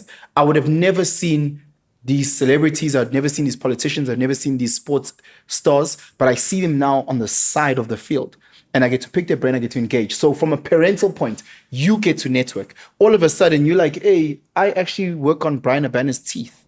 How do you do that? Oh, no, our kids play for the same team. So we have play dates and Brian Abana's at my house. Now he needed something with his crown and I got it for him. You know, oh, I'm the his attorney. I'm Banbanza because you see him on the side of the field. Hey, what do you do? Oh, I did it. Okay, let's plug in. Da, da, da, da. I've met so many prominent people that I know I would have never gotten to engage with. Just one as a teacher and two as a parent. Out of where would I have met Winnie Mandela? I would have never, me at that time, never. Hey, may your mama rest in peace, man. But because I taught her son, and her son goes home and talks about her great-grandson. Great-grandson. And he'll go and speak. I've got this teacher, he's got tattoos, he's this. Now she comes through and goes, my great-grandson talks about you. Yes, boy. Where will you get that opportunity? So I'm looking at it from an exposure point as a parent and an exposure point as the kids. Your kids are going to spaces that you have never, ever thought of. The tours that they go on overseas. The other parents that they get to engage, going to this person's home in Saxonwold, where there's an elevator in the house. It becomes a normal for them. You know, Ban has got a yacht. That becomes normal. So when they think of a ceiling and when your kids start imagining a world for themselves, it's not like your imagination. For them, it's limitless. You know, making money for them, for you, getting a YouTube channel is a maybe. For them, it's like, you know, being a DJ, they're exposed to black coffee from when they were 7. Yeah, we go to his house all the time. So for them, being a DJ at a local club doesn't make sense when I can go to Ibiza all the time. Ibiza. Because I've been there with, because I'm there with Uncle Black Coffee. He took us there. Uncle Black Coffee took us there. So for them, they already know the managers. They know the senior guys at your Unilevers. They know the senior guys at Samsung because you're selling this for the average child in the school. No, I'm selling it to him. No, I hear you, but I'm saying he finds out. He's asking about the elite schools. He's asking about the elite schools. I heard you. I'm saying you're using references like Malema, Black Coffee. And I'm just asking for Tebza's sake, are you saying the average kid at those schools gets access to those I'm talking about the weakest kid in that school. Has visits Black Coffee's house. No. And goes to can potentially have exposure to that. Because my child who plays in the D team can be in the same exact team as Black Coffee, Zakes, so Julius it's just kids. proximity. No proximity. Guarantee. It's the proximity, that exposure, that word exposure. Now you guys are D-team parents and you and Julius are both D-team parents going to the same DT basketball games and the whole season you're like, yes, these boys are bad. And you guys build a rapport and he's busy and then he sends you a WhatsApp, Chief, please can you drop off my light here at home? Okay, no problem. Now you're driving into his thingy, driveway. I guess that's Mosga Julius. Those are real things. Those are not magic things. You invited to birthday parties because these top guys, they need the kids do the invitations. I'm busy here chatting to this lighty who's mom to an RSVP for my 6-year-old. And you're like, I wonder what this mom does. And then you plug in what this dad does. Then you plug in. It's the exposure, bro. You're done. I can keep going. Are you happy? The teachers, bro. No.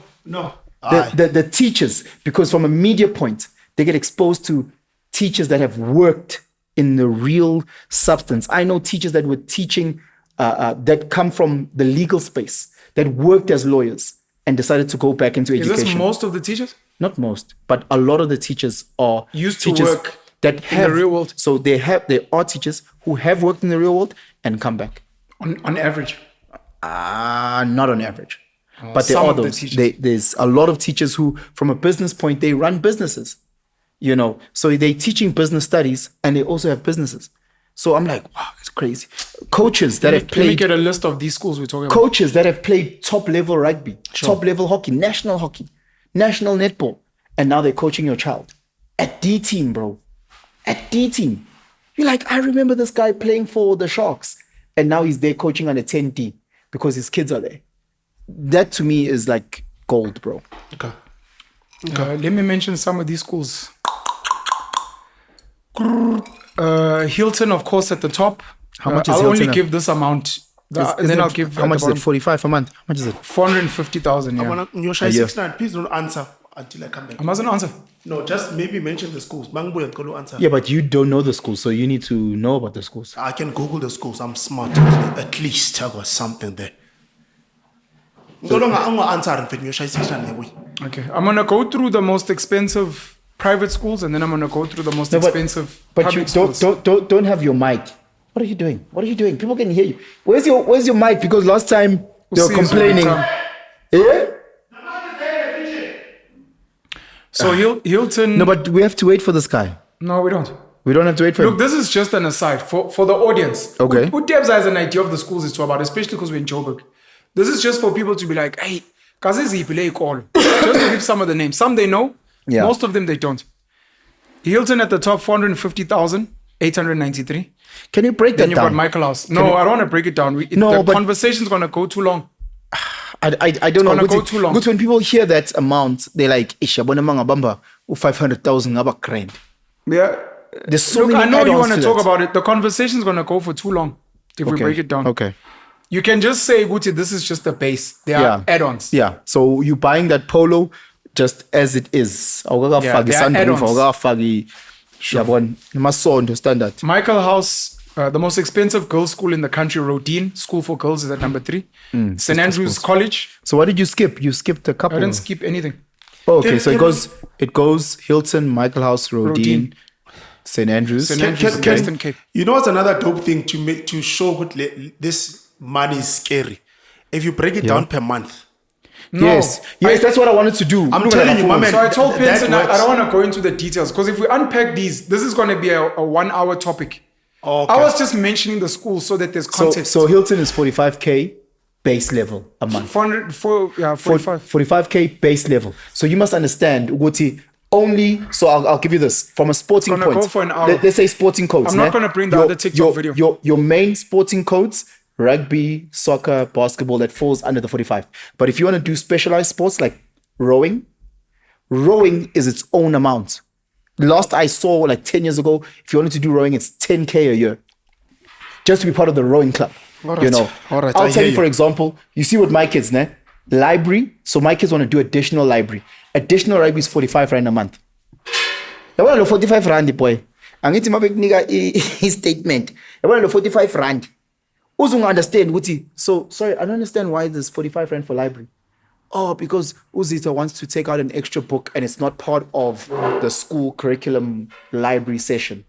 So I'm like, so he can only get a book during the library within the time. There's a subscription for a library. but yeah, now, if he wants to have a book It doesn't sound like a lot of money. randomly, it doesn't sound like a lot of money, ne?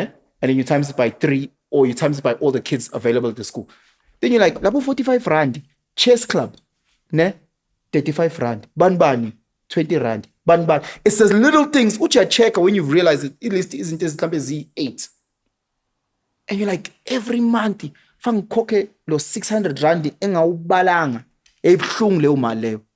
Yabona lo 600 ubhlungu to hire out mhlambe intwana yakho ifuna ugrade R ama floaties ayikwazi ukubhukuda grand bazokutshela ukuthi hiring out floaties 25 rand a month usiyawabala ke laba month la ukuthi hey lentwana afayifunda ukubhukuda ngoba phela ngempela lezi zinto mina ngitshe isikhokho school fees. Those things add up, bro. Okay. It's like shy. So 10K for rowing club. Rodin St. Andrews College in the Eastern Cape, Kersney College in KZN, St. John's College, Bishop's College, which is diocesan in Cape Town, St. Mary's School for Girls, diocesan school for girls in the Eastern Cape, Nice. St. Andrew's School for Girls in Johannesburg, Kingswood College in the Eastern Cape, Kingswood. St. Cyprian's School in Cape Town, St. Stithian's College, St. David's Marist in Anda, Crawford College, North Coast Which in one is this? Palito, Somerset. This is Crawford in Palito. Okay. Durban side. Sure.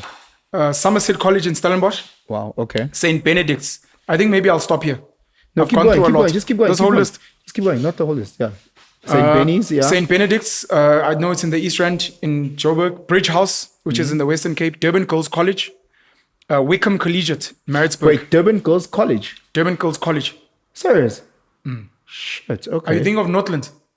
No. Oh, okay. I'm thinking of Durban Girls College. Okay. Wickham Collegiate.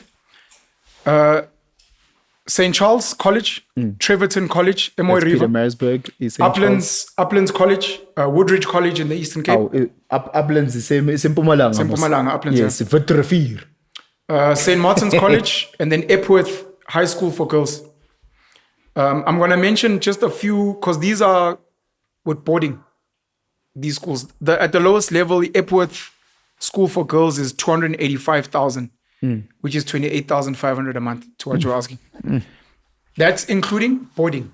Yeah. Including Boarding. with the hostel. Yes, So they yes. stay at school. This is just if they come home every day scholars. So just The tuition. most expensive is Kearsney. I know Michael House and Hilton don't have day scholar. Yeah, it's 100% options, boarding. 100% boarding. Yeah. So Kearsney College at 275,000. That's 27,005. Yes, the whippet. Just go to attend every day. The whippet. Rodin School for Girls, number 2. St. John's College, number 3. Bishop's College, St. Mary's Waverley, Clifton School, Crawford College in Santon, and then I'll end with How much is Kingsmead Crawford? College. How much is Crawford? Crawford College is 211,900, which is 21,200 basically a month. Yeah, so if To you be a got day scholar. if you got two parents who are working as, let's say again, dentists, standard dentists, they can pull that together. So then your child goes to Crawford. Your child can go to Rodin. If it's two parents who are netting 50K. Yeah. Because again, she's an engineer, you're an accountant, and you guys aren't even senior. You guys are both grossing 80K, taking home 50K, whatever. You guys can 100% send your kids to these schools. Why is this thing written so badly? Especially if you apply early enough, get your kids in that space. This is 2024 numbers. They're outdated. And I've discussed this with people online. So I know there's schools missing here. But I'm going to give 10 schools, Are you 13 schools. I'm going to give schools 13 schools. Are you talking about international schools? No. Oh, okay. I'm going to give 13 of the most expensive public schools in the country. Okay. 2024 data. So this is not 2026. Okay. The private schools were 2026. This is from 2 years ago. And I know some schools are missing.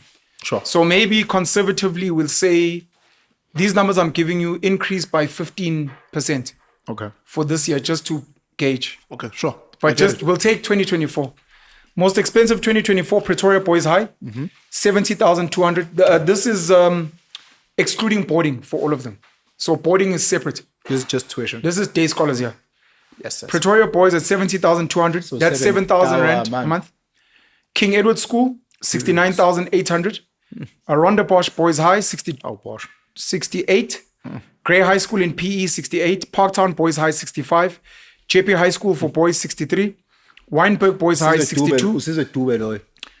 South African College High School, that's SACS, 61,000. And then the first girls' school that features is Parktown Girls High at 59,900.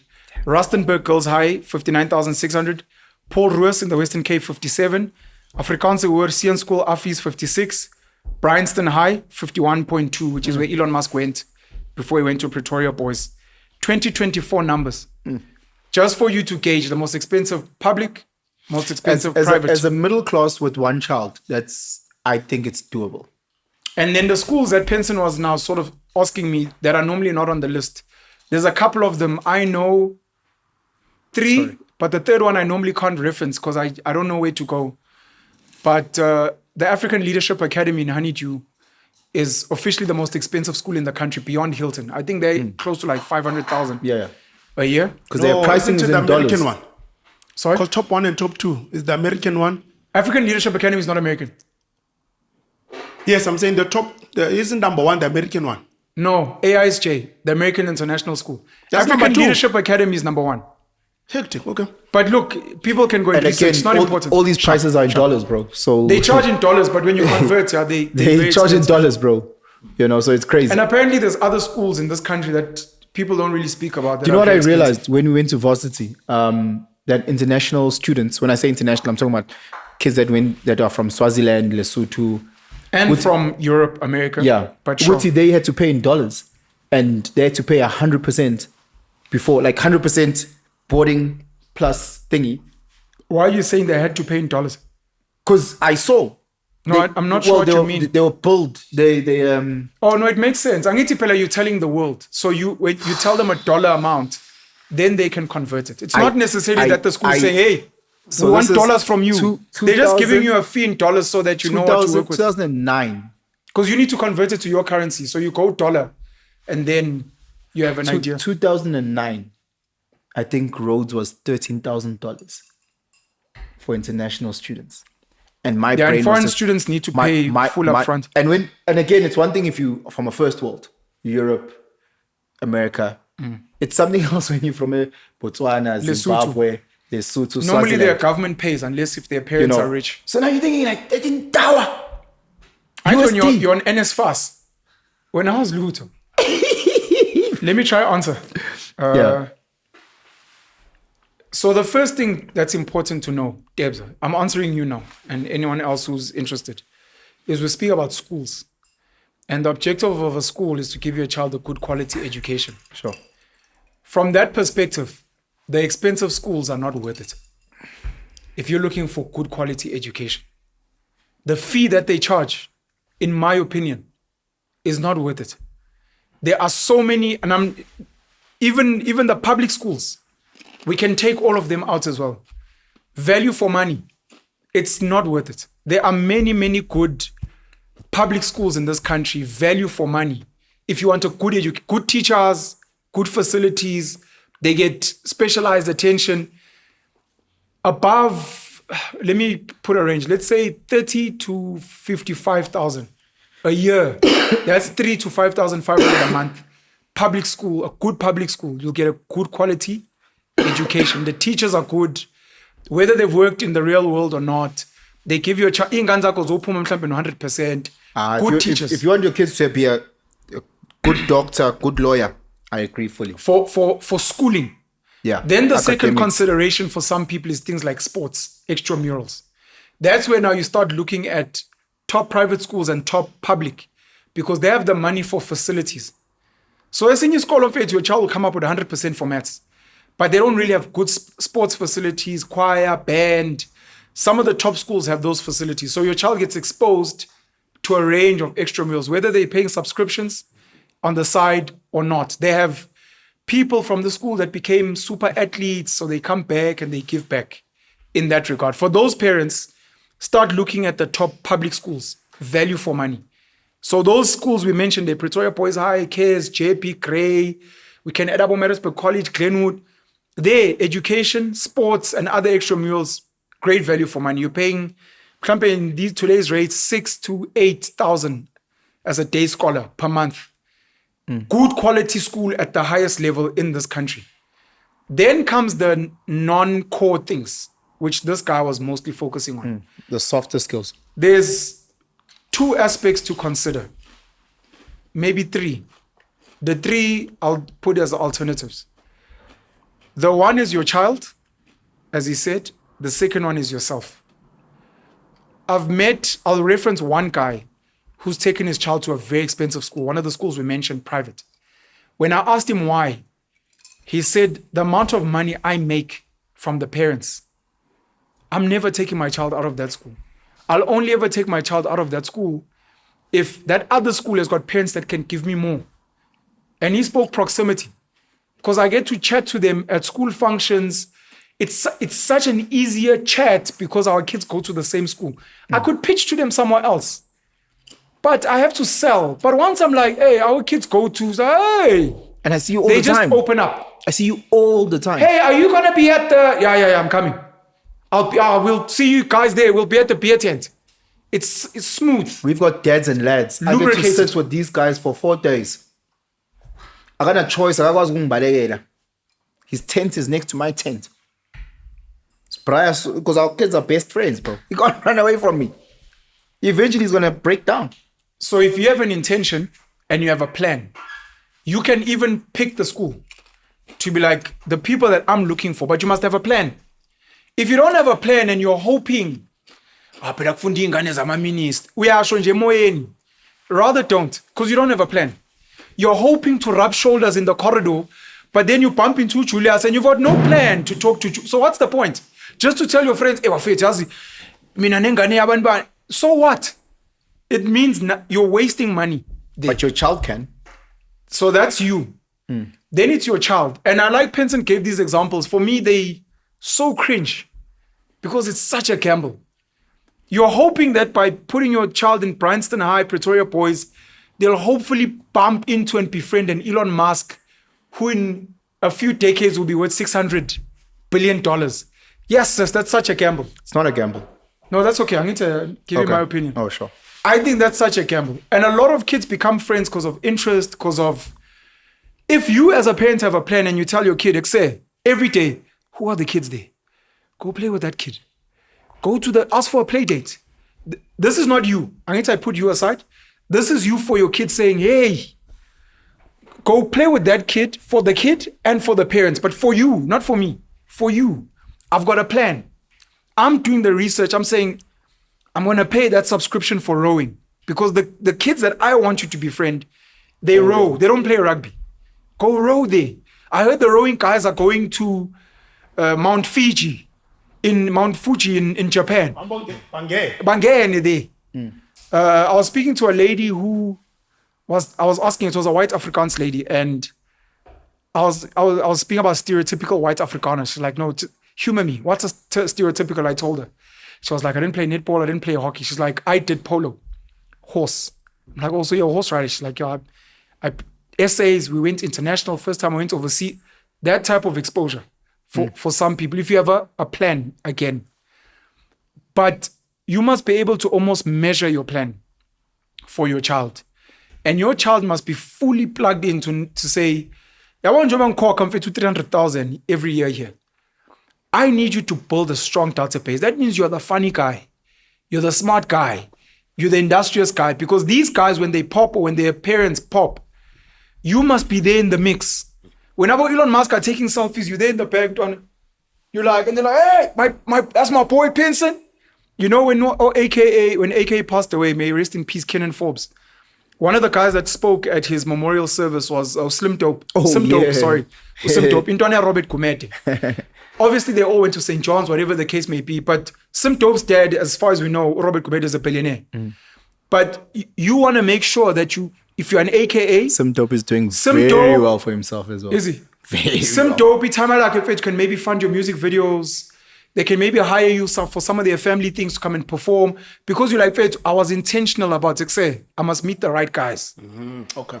The other part, which is the hope, that one can work for you anyway. Because you can go to Midrand High, Newcastle High, and you're like, I didn't know what things were revealing food and Trevor Noah, no my sent down. Bengazi ngizobe ngifunda noNkosinathi, Maphumulo, now it's Black Coffee. Bengazi ngizobe ngifunda St. Dunstan's. Now that's just rolly dice. And you don't know if it's because in this country, the politicians that we're referencing today, they didn't go to these schools.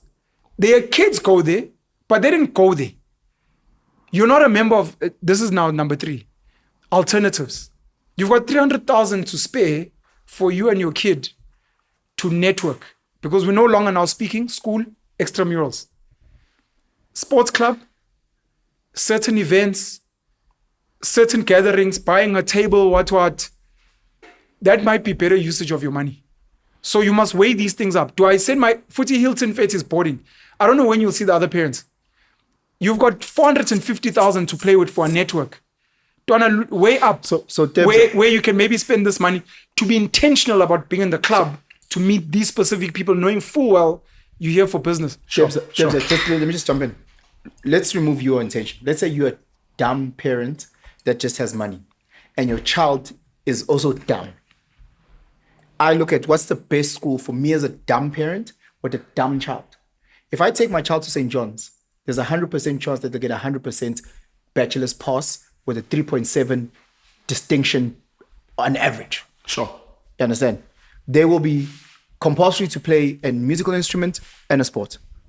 Now, if I say take my I'm dumb, child is dumb, to Newcastle High, what are the chances that this dumb child will get, as a dumb parent, get exposed, get opportunity to play an instrument, to play a sport, have the distinctions, have the bachelor's pass? I mean, that's what I'm looking at. The law of averages. The law of averages. If I'm not that ambitious as a parent, if I'm not that talented as a parent, if my child is not ambitious, is not that talented, what environment can I put that child in? The soil that I plant the seed that has the highest probability of this child becoming successful. You're increasing luck. As much as I'm dumb, I'm not, because if you're an amazing parent, you can take your child to Cosmo City Senior Secondary. If you're an amazing parent, truth be told, and your child can thrive, and if your child is ambitious and talented, your child doesn't even need to go to school, and they will be amazing. I'm just saying, dumb parent, dumb child. Average, rather use average, not dumb. Average parent, average child. What environment can I plug in that I can afford? To increase my probabilities of this person being the most successful that they can be. That's all I'm The looking report I'd like to see, which I haven't seen, Sizwa ngendaba. I'd like to see the average of where these kids end up. That was my other thing. Because I'm not sold. Yeah. That's what I know a lot of kids from these places. That was my second thing. This is now outside of data. school, extramural, and network. Yeah. Where are these kids ending up? And I'm not sold.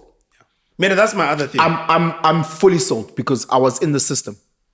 I'm 100% sold. You believe you have better access to the alumni? I'm 100% sold on that. What do they do? Because no, even if they are accountants and dentists, I'm looking at the average child. The average child. That's what Utebs. So he's trying to pick a school for the kids in his family. Yes, they're not Trevor Noahs. They're not the ministers of anything, but they are working jobs where they take home minimum 40K a month. But you can do that with a normal school. No, that's my problem.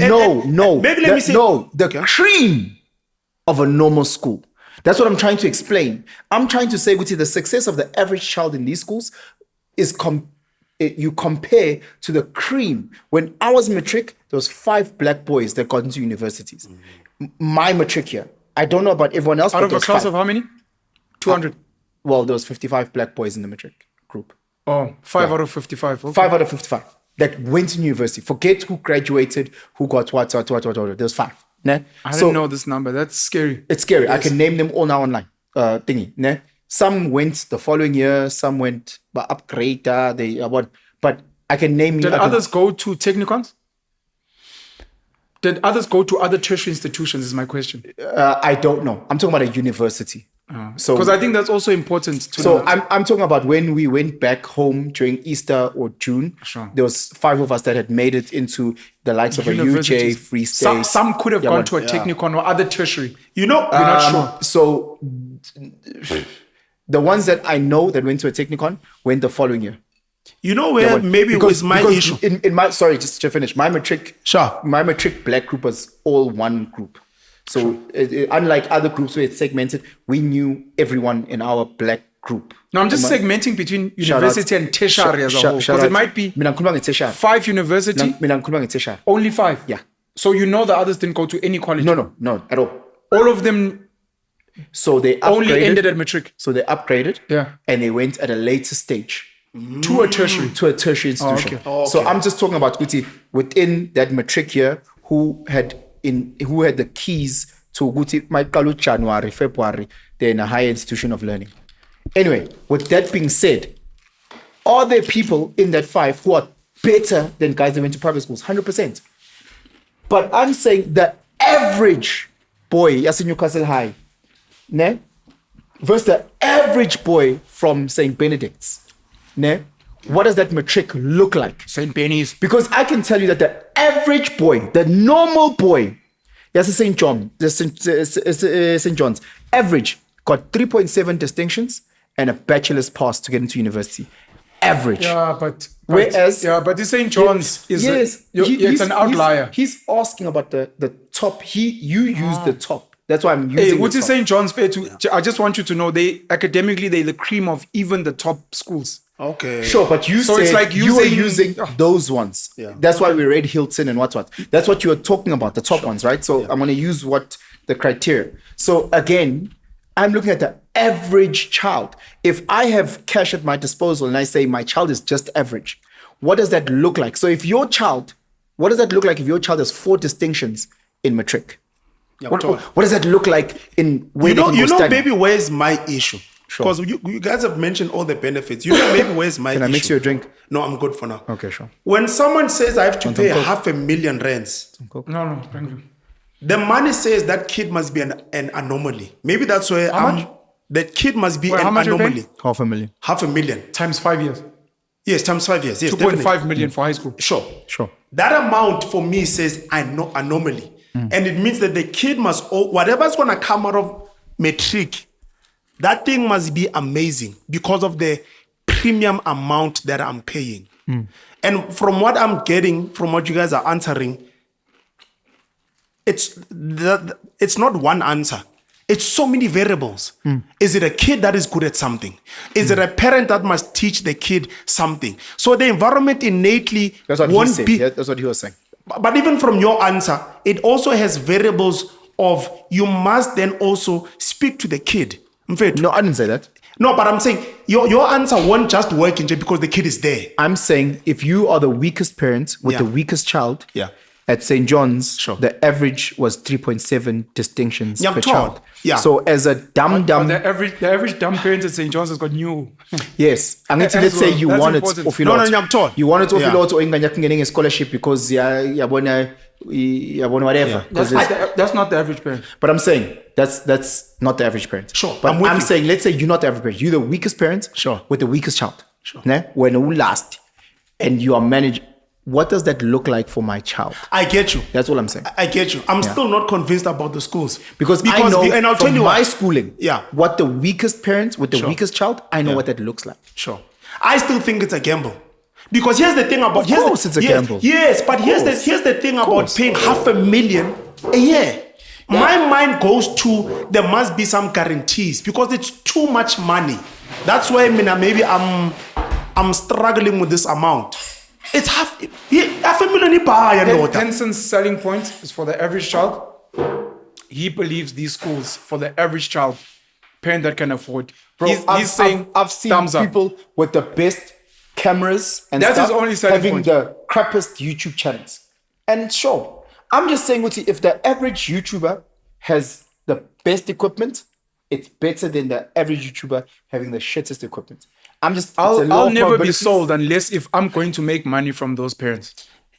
I don't even want to make a network for my kids because if I'm going to make money from those parents because my child is there, my child by default will benefit from that network, which means I'm paying a membership fee for myself. My kid is there, whether they make friends or not, all I know is I'm going to be meeting the parents, I'm going to make new. And I'll be the rich parents who the other kids will be like, we want to be with whoever's father, being me. Can I just but have it's one- for me. one- I'm one- going to say one- pay one- half a mil so that I'm making at least half, but let's say at least R1 million a year from the network.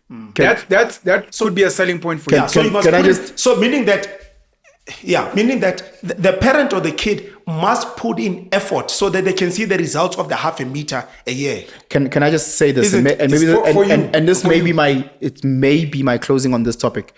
I'm looking at my mentors, people that I look up to, people that I strive to become. Where are they sending their kids? What are they eating? Where do they live? I believe in birds of a feather. So the people that I look up to, that I'm striving to, that I'm trying to become in different various ways, if they are eating this, reading this book, sleeping these patterns, having these multivitamins, I'm going to try and do that.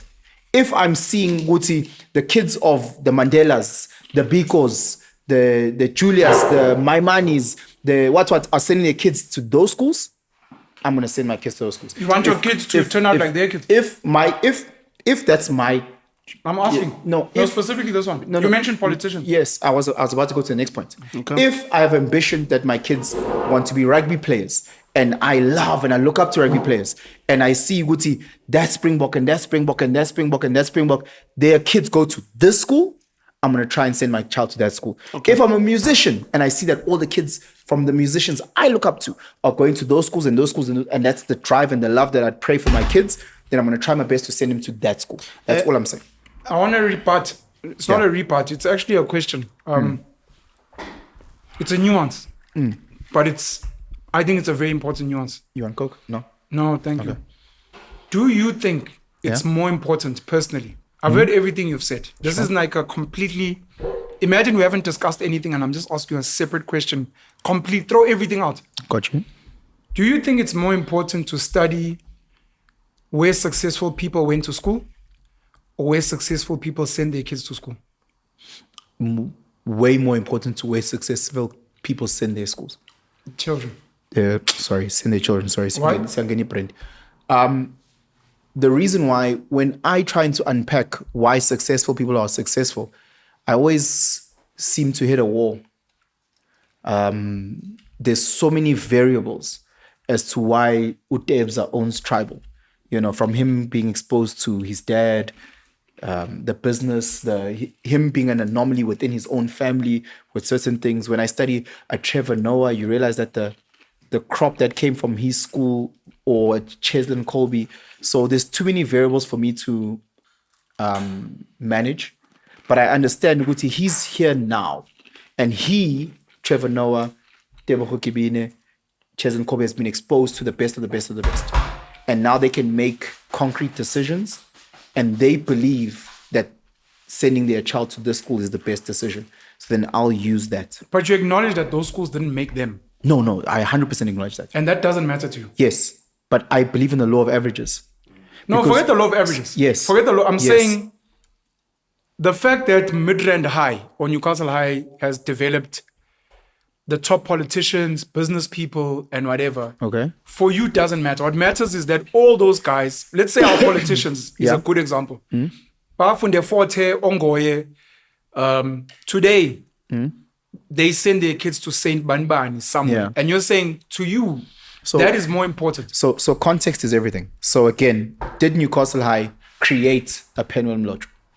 Did Newcastle High create? Did Midrand High create? So you don't a think Tebogo successful Kibine? people are created by where they come from? No, I think there's so many variables is what I'm hear trying you. to say. So the school might be the smallest of the 10 variables or the 100 variables. This is problematic what you're saying to me. So I'm saying the reason you love Newcastle High, I've got a problem with Newcastle High. Okay, sure. This is the problem I have. I don't know if I need you guys to please bear with me. Okay, got you. Law of averages, thumbs up. Got you. When you look at the quality of the school, when you look at the output, chances are kids better off. Undisputed. I agree. Got you. My issue is, you spoke variables, which is very important. Yeah. My issue is all the people that brought their kids to this school don't come from the school, as an example. Yeah. And now their kids are successful. And you're saying that school is important. Whereas in my head, I'm thinking, I don't think the kids are successful because they're at that school. I think it's because of the caliber of parents. But the parents didn't come from here to a point where I'd almost argue what you should be studying is the parents, not the school. So your argument could be, this is the best place to find those parents. And I'm saying, can we acknowledge that the school is not it? It's actually the parents. And if there was another place to find the parents, not at a St. Banban, let's say at an ANC conference. Yeah. You either find them at an ANC conference or at a Biz News conference, or you can find them at St. Banban at a derby. And you're like, oh, okay, I can get the same thing here. It just happens to be a platform, but it's not because of the platform. It's the parents as the most important variable. If there's a new school called the Chair School, and the top 10 people that I look up to send their kids to the Chair School, I will send my child to the Chair School. Because again, but as not you because said, of the school.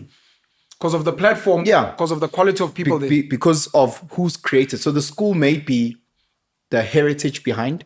Because some schools are 20 years old and they've attracted the best over 20 years. Some schools are 200 years old and have created the best over 200 years. Sure. Perfect. So again, I'm saying, Wuti, I'm looking at what my North Star is. I'm trying to be an Elon Musk, and let's take 10 Elon Musk where they send their kids. Can I send my child there? That's how I'm looking at it, So again, if I'm trying for my child to be a soccer player and the best soccer players, where they send their kids to, let me position my child there. Do I have the time and the resource to go and study each individual person intimately? Probably not. But I can see the fruits and how they plant their seeds, and I'm just going to try and mimic that. I can see why I don't value the schools. I think today there was a very big punch for me. So it's compared to Penson, as an example, because we watch rugby. Yeah. As an example, if I wanted my son to be a Springbok, and this is a nuance, it's not for everyone, it's just for me. Yeah. If I wanted my son to be a Springbok, even if I'm a multimillionaire, Sure. I would try to put my child in the school where top schools poach from. But I would have done my research to find that school because I know the coaches and the exposure there. Because what I've seen from some of these schools, the top schools, and this is now not even discounting anything you've said, a lot of the kids that are raised in those schools are so soft. And the kids that become brilliant are the ones on scholarship. And I'd rather my child get there on merit, but knowing I could have afforded the fees, which is why, again, I don't value the school for what it does, but I do appreciate the platform. The platform is very powerful. If your child has talent, ambition, and drive, your child can be living under a rock and he'll become successful. So but it's hard. That's okay. I'm saying if your child is amazing, so the fact that he's going to get poached, it's irrelevant. I disagree. So I'm saying, but he's an outlier. Yes. If your child has talent, No, so you but- saying, but Usia Kolisi is a serious outlier. You saying I'll put my child in the Usia school. Kolisi won the Powerball. You saying I'll put my child in a school where there's the most poaching. Yes. Ne? They don't just take the average boy Yes. at that school. They take the outlier in that school. That's why I said, I don't know if you were listening. Yes, I so- said I'd need to also so- check that school Iyamaka. But Yes, the school that's going to develop so my son even that. is not the top school. So- it's this school here so- where ucoach wakhona mfethu kandizinja ezimbi Yes. that get poached. Lezo Zinja, your child needs to be the outlier of Izinja that will coach pros. To be picked. Yes, to be picked for a scholarship to go to Cares, to go to But you JP. must remember, I'm saying I want my son to be a Springbok. That's perfect. I'm saying, again, Don't speak low of averages. Speak to me. Hear me out. Does the average parent have that contact time with their child? No. Again, I said don't speak okay, low of do averages. you have speak that? me. Do you have that contact time with your child? Yes. No, you don't. How? We here on a Friday, you podcasting. No, man.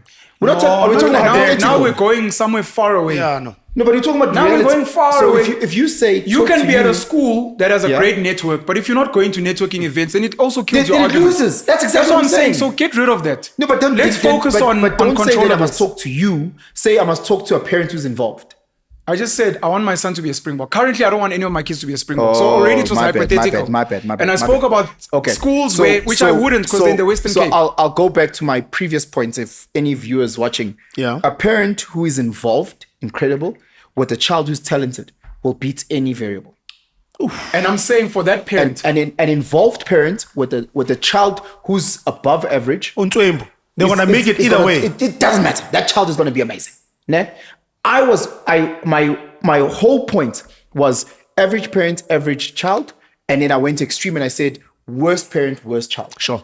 Those were the dynamics that I was using. So if I have a parent like you who is going out of their way to do the legwork, that already tells me volumes about the parent. And if that child is already in that space going to get chosen, It says something that as tells well. me everything I need to know about the child. Yeah, that's true. Take that parent with that involvement and that child with that skill, that child's gonna make it. and this is my point. Okay. I'm saying this is why I don't respect those schools. Because of this thing I show you, don't cheat. What they take, 100%. because they take what anomalies. What do you mean? My opinion. Yeah. Which is why I have this view that it's chowing me. I think, and I'm very happy to be very wrong. I think the parents with the mindset Penson spoke about doesn't take $500,000 and send their child to Hilton. I think they go to a school where their child is going to be given a scholarship by Hilton. But they are no. I'm giving my opinion. Oh, sorry. Yeah. Yeah, but that anomaly, Mlotshwa, don't you think the anomaly So, kid so let's talk about must, anomaly. must get a scholarship? So let's talk about Unlike Nkhabe. let's talk about Because the most. Untwembu already. Let's talk about the most involved parent with a talented child. Okay. The variable that he was talking about. Yeah. Where do they send their kids? So from my experience, They send their kids to private teachers. they send their kids to the best schools they can afford. No, they send their kids to private their kids are on And- scholarship. No. No, those guys. The kids are on anomaly kid scholarship. is on scholarship. Hear me out. Hear me out. They had private coaching and tutoring from primary. Just hear me out. They I need don't to pay talk- school We're talking about, no, they do. They And don't. I'll tell you why. Can I tell you why? Sure. So I taught a boy whose mother is a dollar billionaire, whose father is a dollar billionaire.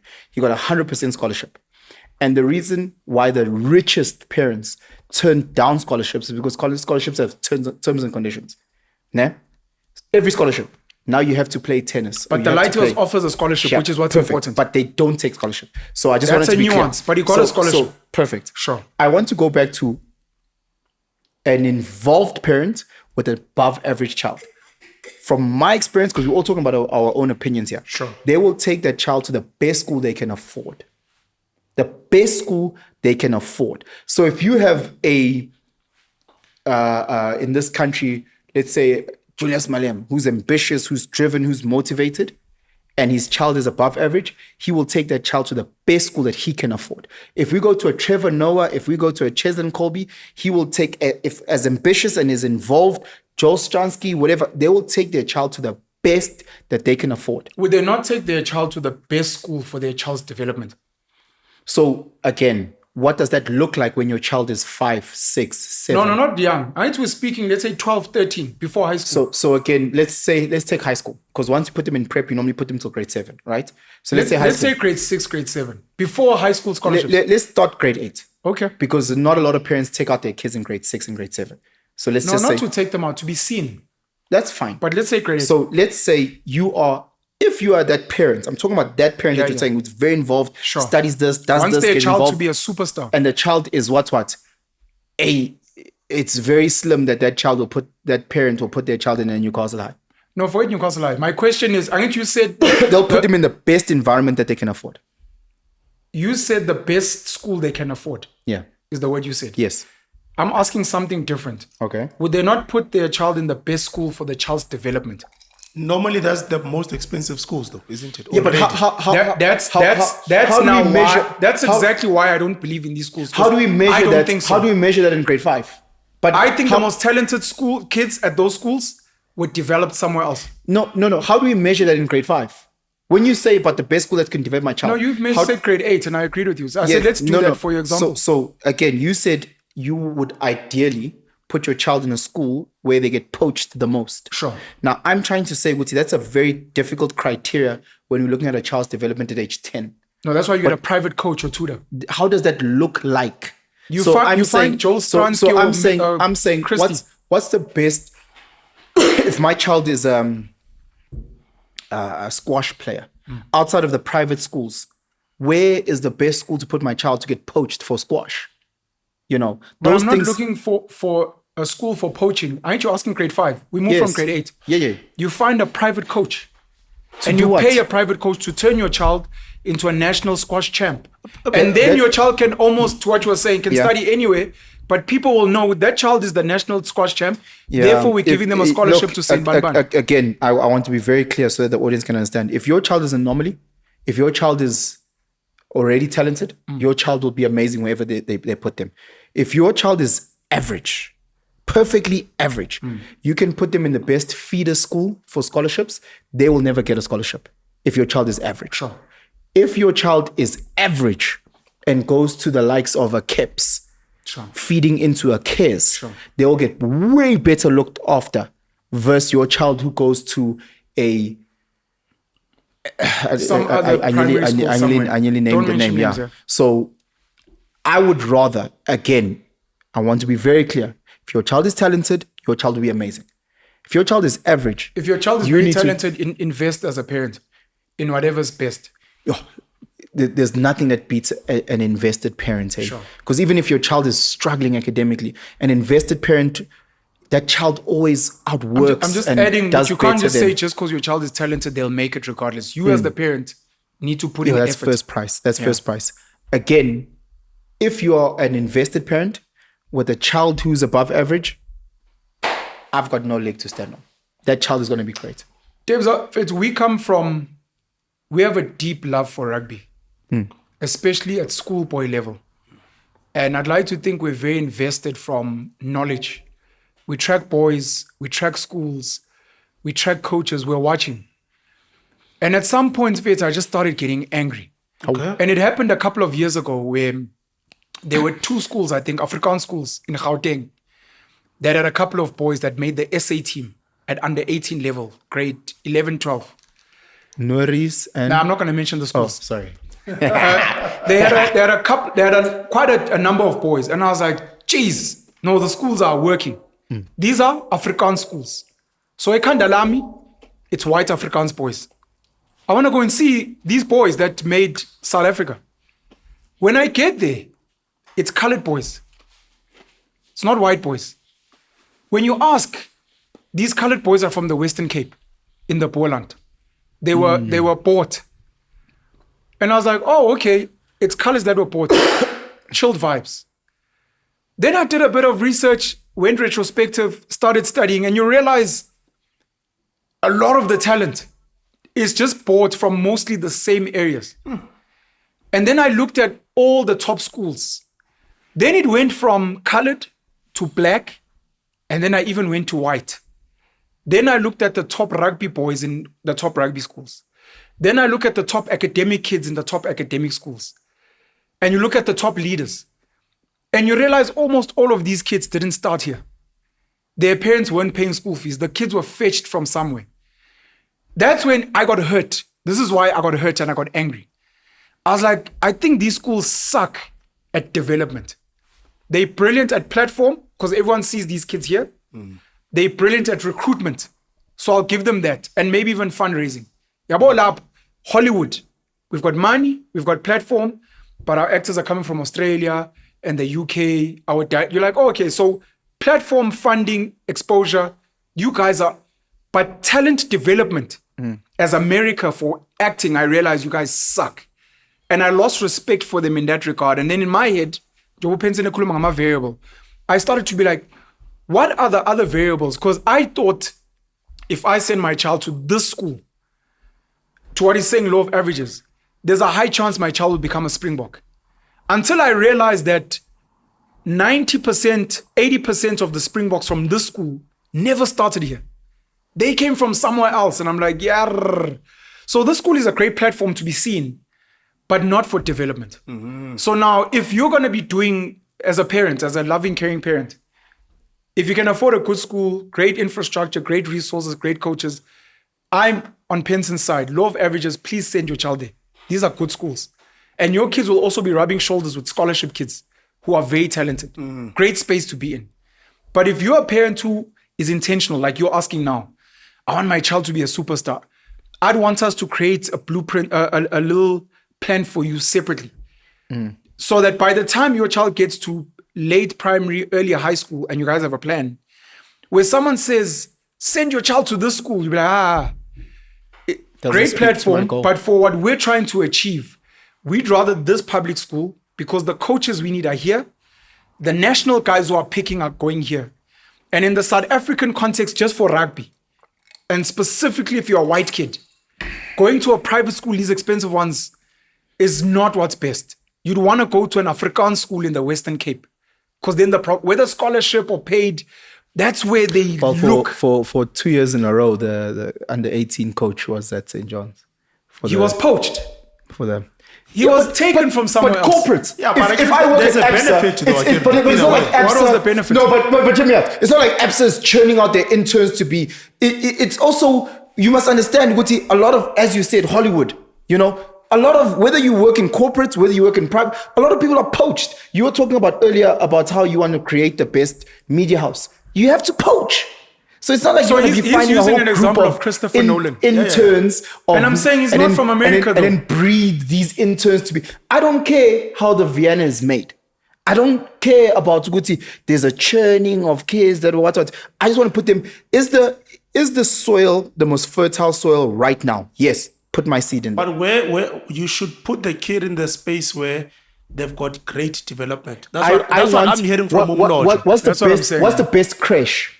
Regardless, whether they poach teachers from the Eastern Cape, whether they poach teachers from Limpopo, what's the best crash? Put my seed there. No, what's the best primary school? But this is what I'm saying. What the best primary this is school? what I'm saying. What the best primary school? Was not churning boys that were playing for South Africa. You want your kid to play. The coach is there. Yeah. But the boys are not being picked from there. Yes. They're being picked from the Western Cape. You see there? I put you wherever there is, put your kids in the best environment for them to thrive. So grade R, what's the best environment? Put them there. Grade 1 to 3, what's the best environment? Put them there. From 4 to 7, what's the best environment? Put them there. From 8 to 12, what's the best environment? Put them there. From varsity, what's the best environment? Move them. Cape Town. From there, move them to an intern program in Silicon Valley. From there, move them to India. Just if you are an intentional parent, you'll intentionally put your kids always in the best soil for them to thrive. For the record, this topic is one of the most emotional topics for me. Why? We could speak about this. This is why I said I won't play the other video. Because I know once we play in education and schooling, we can go for 3 hours. It's one of the most emotional topics for me. Because in the room, all of us love our kids. Yeah. All of us want our kids to thrive. Yeah. The things we're debating are so... But this camera, they're so high level. We're speaking so... Fair to all the schools you read are fucking amazing schools.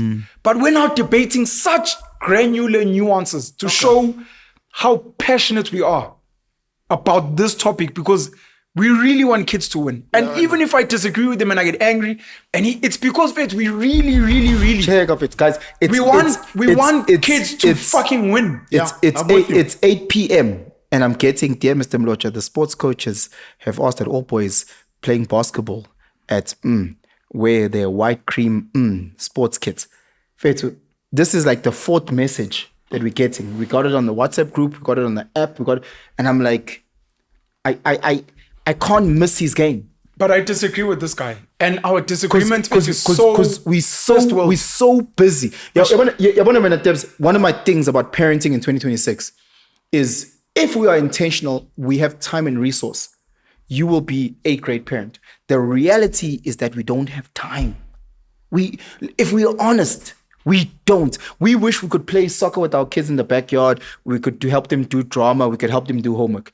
If you are that parent that has that resource, that time, that, oh my God, I'm jealous, but I don't. So now my question is, can I put them in an environment where someone cares just as, whether they were poached from the Eastern Cape, poached from wherever, KZN, if I can, my kids come back and talk about coach this and coach that and coach that and coach this and coach that.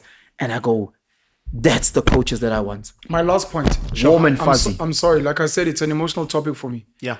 The reason a few years ago I got hurt was because there's a top 10, top 20 rugby schools in the country, generally. And let's say specifically top 5. When the penny dropped for me was realizing these schools have been good at rugby, let's say for the past 20 years. And what blew my mind is every year they're still buying. I was like, you guys are still buying. I thought at some point, you guys would figure out what works. And you guys, by default, because you're a top rugby school, you have the best development program. And I was like, you guys are still buying from places that are underdeveloped and under-resourced. And yeah, that's what hurt me. And I realized, like we realized with so many other things, that maybe part of what hurt me was, maybe talent is born. Maybe drive is born. And yes, platforms exist that are built and great, but I was like, so these fucking schools every year are still buying lighties. You know, you guys you're reminding me of capitalism. Whenever is capitalism. I used to watch It Is Kineta Malala, he'd always say, I'd rather have my kid go join Uchomoson, because that's the best development. The guys that you guys are the heroes at Chiefs, Pirates, they come from that guy. Went through his hands, yeah. So his argument was always Uchomo is the best. And I didn't get it, man, because I wasn't like really a soccer fan. But as you guys are speaking about it now, I'm like, okay, it makes a lot of sense because of that statement. Because even Chiefs and Pirates and Sundowns are still buying. Because they're missing something. They always go to those leagues, league, because they're like, hey, meaning that the coach of that league, that is the coach, actually. So those guys just can't create platform. That's the thing. So what you guys are saying is similar. Yeah. If there's one thing that the middle class loves is the underdog story. Sure. And I think it's one of the reasons why we stay in the middle class, where capitalism doesn't give a fuck. Barcelona will always get the best. Regardless of who developed them, whatever, they will get the best. They buy, yeah. You know, and for us who are stuck in this loop of the underdog story, where we look at the scholarship, primary, you know, it's so beautiful. The capitalists of the world say we don't give a fuck whether all 15 of our rugby players started grade 8 here or they got in grade 8. We're going to get the best. as APSA, we don't care if we have a board and everybody's sitting here or our exco is sitting here. We don't care if everybody here only has 2 years experience at APSA. But do we have the best that can make sure that we get the results? But I get the argument or the conversation is based on where do you take the kid? Where they take the best or poach the best or where they develop the best. So that's what I'm hearing from what we're speaking about now. It's very much dependent on the type of parent that you are. So it's very so nuanced. It's very nuanced. If you're going to spend the rest of your life always just trying to develop talent, there has to come a time where the penny drops and you say, okay, Shaptana, you've been developing now, you need to lay an egg. So what you guys are so saying, it's so hectic, man. This thing of development is hitting me now, man. It's a big thing, Fetch. Because without that, there isn't a Harvard. There isn't all these top institutions without it. I try to find, with all my kids, they went to the same daycare. What's the best daycare that I can afford? I start off there. What's the best daycare? No, that one is simple because obviously you can't take your kids to home where there's the development. We're just saying high school and varsity. No. Give me Kala at ECD, early childhood development. Sure. What's the best I can afford? From there, where do these kids then branch out to? Okay, what's the best that I can afford there? And what does that look like? And what's the program? Again, when I spoke about intentional parents, I'm trying to be as intentional as I can with the limited resource I have. And then from there, as they go into to prep, what's the best college I can afford and put them there? Because I don't have the time, the energy, or the resource to help them with the cricket or with the chess or with the violin. But I know that they're in a space where there is that. Okay. And if I put them in a space where there is that, I'd like to ask you a question, Penson. Sure. I think I know the answer, but I'd still like you to answer. You don't know the answer. Pretoria Boys High. I'm showing a curveball. Answer, but different. No pressure. No pressure. Would you like a Coke? You may repeat what you've already said. No. Okay. But I'd still like to ask it for academic purposes. We've established that Pretoria Boys High is the most expensive public school in the country. Sure. You and I both know that it's a very, very good school. Very good. And then that's day scholar. We'll put a comparative day scholar school, Kersney College in Durban. Let's assume in Botha's Hill. Let's assume it was here in Gauteng. Sure. Let's assume Pretoria Boys High and Kersney were both here in Joburg. Sure. Maybe a good comparative is King Edward School. Okay. / JP and that Kes, ne? Yeah. Okay. And then St. John's / St. Stithians as boys schools. Yeah. The most expensive private school in the area versus the most expensive public school. Which school do you think is better and why? So let's first break it down, the IB system and the state school. So any company, about 70 to 75% goes to salaries. Ne? Okay. Of whatever the budget of the company. Overhead. Okay. So if we're saying that the school is 100,000 Rand as a private school, we understand. No, we can use the examples I gave. Yes. 250,000. 250,000 versus 70. Let's call it 80. Yeah. So we need to understand what's below 270,000. 70 to 75% goes just to paying staff. Okay. Yeah, one. So I think that's where we miss a lot of the whole IEB private school versus the state school. Okay. The bulk of why they're so expensive is because they have to pay salaries. Which is not being paid by government. Okay. Or with these government schools, the top ones, at least the government gets to subsidize. Okay. They get to add a bit of source. Sure. But when you look at the 70K, you'll realize the 80K, you'll realize, Guti, 75% of the 80 is not salaries. It might be 40. Okay. You understand what I'm trying to say? Or whatever the case may be, because they are heavily subsidized. So once you remove salaries and you look at true fees, it might be similar. You get a very close amount. It's very important what you're saying. It's a very close amount. Because again, every aspect of an IEP school, it's the parents that have to pay. Whereas with government, they get to pay a lot of these things. Let me simplify it without using school's name. Penson is saying, hypothetically, a 300,000 Rand private school might be the equivalent of a 70,000 public school. Because in the private school, parents have to pay for so much that in the public school, government subsidizes. So if you were to remove the government subsidy in the public, or if government was to subsidize the private, there's a chance that the cost of those schools is almost the same. So when you look at this top public school and this private school, and you're like, but these schools are the same, it'll be because of, at the private, the parents have to pay for more. But the schools are almost exactly the same. So, Very interesting. So again, when you look at the average private school, average, Curo. yeah, they nowhere close to the top government schools. Nowhere close. It's chalk and cheese. So the average private school doesn't hold a candle. Why? Again, when you actually do the real fees breakdown, Sure. you realize, Guti, your kids, Adjusted for government subsidy. yes, I you think realize would be that your kids is way more expensive or way better than a Curo or De La Salle, whatever the case because may the be. Curo parents are paying for but everything. every last Because part. there's a government subsidy. If you were to add it in Trump, the school fees goes from 75 to 150, You know, as an example. remove all government subsidy at CARES, the 2 ground staff that they're paying for, the 45 staff members that they're paying for, remove all of that, then you realize what the CARES goes from 70K to 300K. And then other schools, Like the that. other thing we're not mentioning, and this could be private or public, Yeah. old scholars that are Old pumping boys, money. you know. If you look at That also tilts the the scale. CARES, what's that center called? Aquatic? That aquatic, but what's it? I don't know. Anyway, what that's all boys.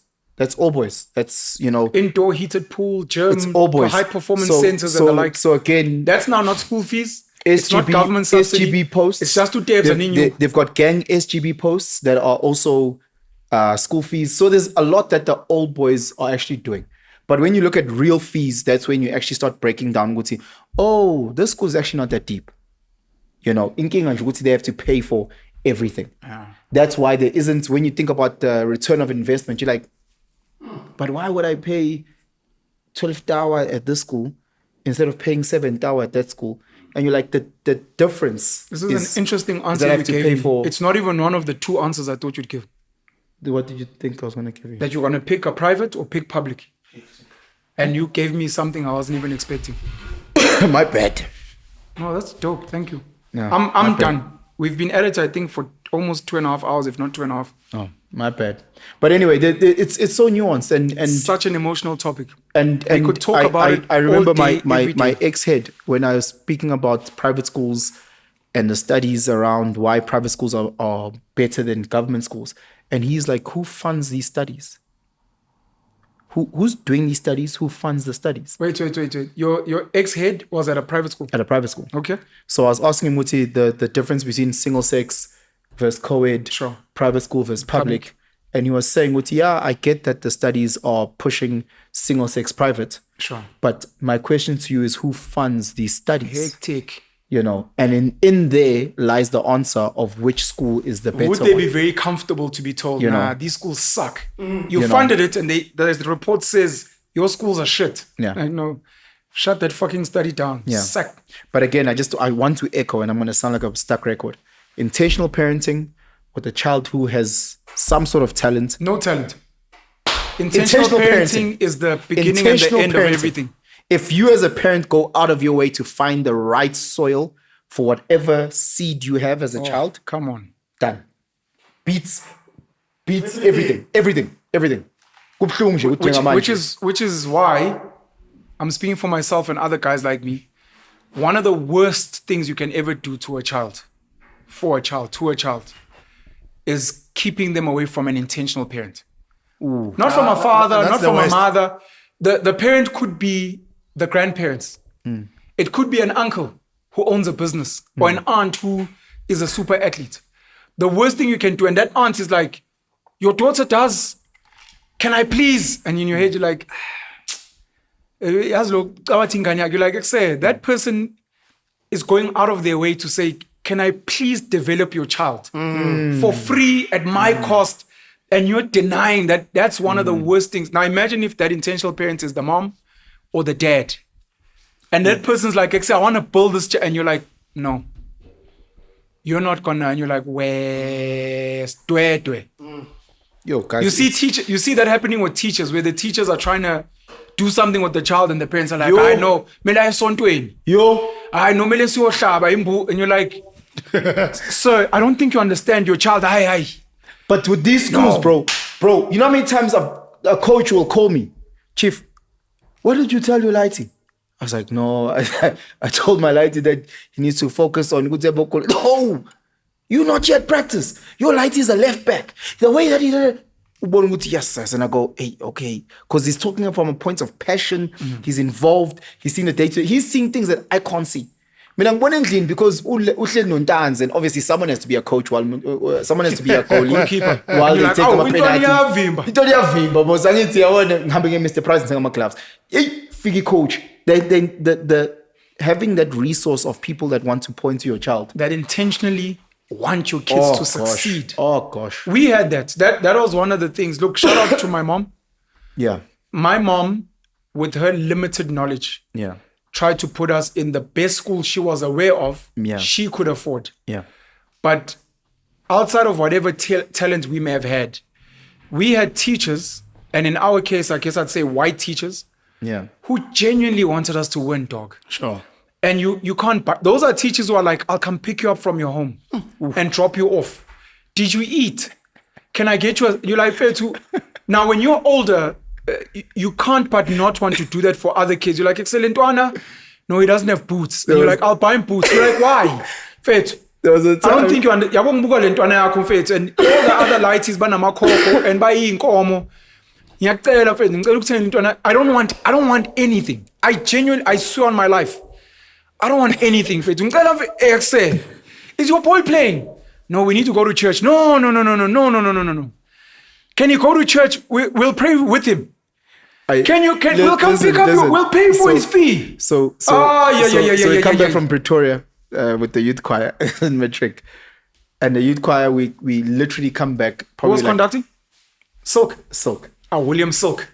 This is like we come back at like 2:30, 3 in the morning. So I have to now walk back home. I walk back home In the dark. In the dark. Yeah, what you've got your youth choir that folded whatever. Who was the accompanist? It It wasn't Anthea. No, it wasn't Hibbert. It was an Anna. It was a colored lady. Oh, I don't know her. Yeah, no, Okay. you don't. And I remember the band was going to go perform, I think in Vryheid or whatever, On the same day. on the set. So we came back Saturday morning about 2, 3 3 a.m. Yes. So the band was performing Later that day.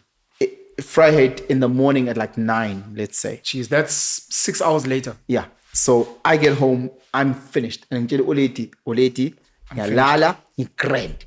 Yabona, iband ikusasa angi.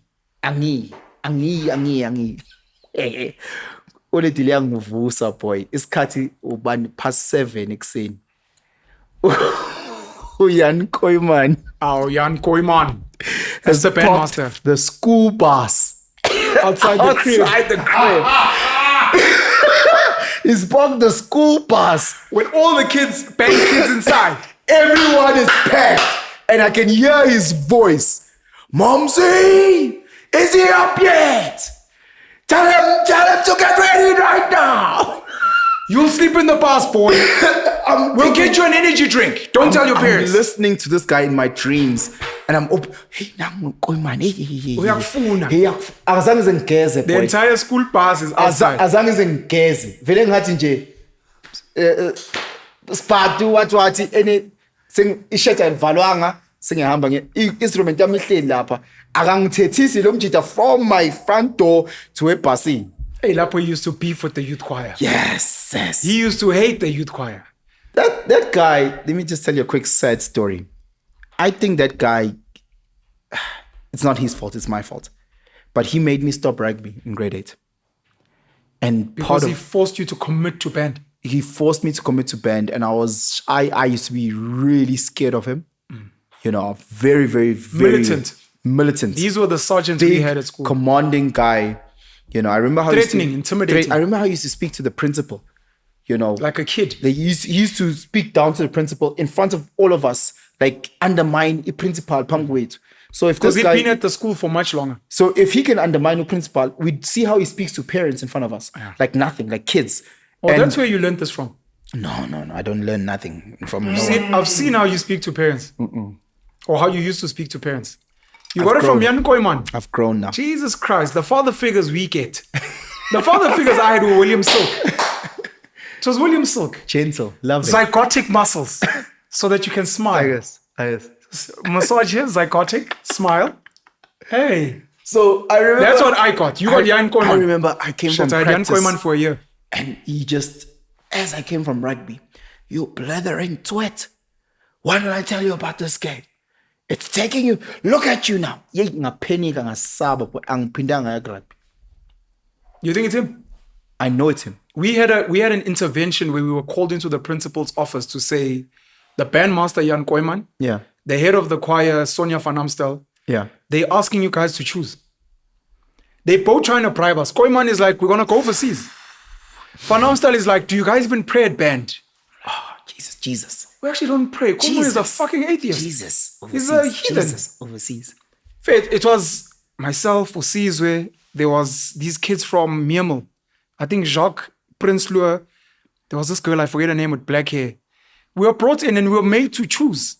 We were all so fast, so we're going to do both. They'll have to be strong. Yeah, but you guys were also old. End of grade 9. No, we were old and also we were united force. Afrikaans kids and some black kids saying... End of grade Nah. 9, they give you that youth choir form to go audition. I don't know if Sure. you first have to audition for the senior choir for grade 10. And if you're good enough, they give you a form so that you can audition for The youth choir. Hey, For us, it was open market, in my years. what does that mean? You didn't need to be in the senior choir. Anyone who wants to child for the youth choir. There were actually a few outliers So- of kids who didn't sing for their school choir. Yeah. Who were in the youth choir. Okay, so Ufanam still no anti-habits. They gave us forms if they thought you were good enough in grade 9 that you can do a second edition. Maybe the guys that were incredibly talented, they skipped that step. So now that form is talking about what you're willing for the financial what. Hey, Commitment. I go back to your mom. You in the youth choir in matric 2003. Okay. So I was going to be the following year, grade 10, 2004. You were in grade 9 at the time. Yeah. Mangfika kanje.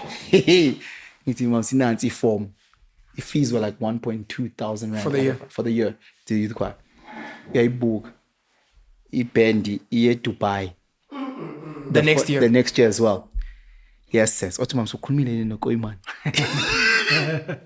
What you know ngikhuluma?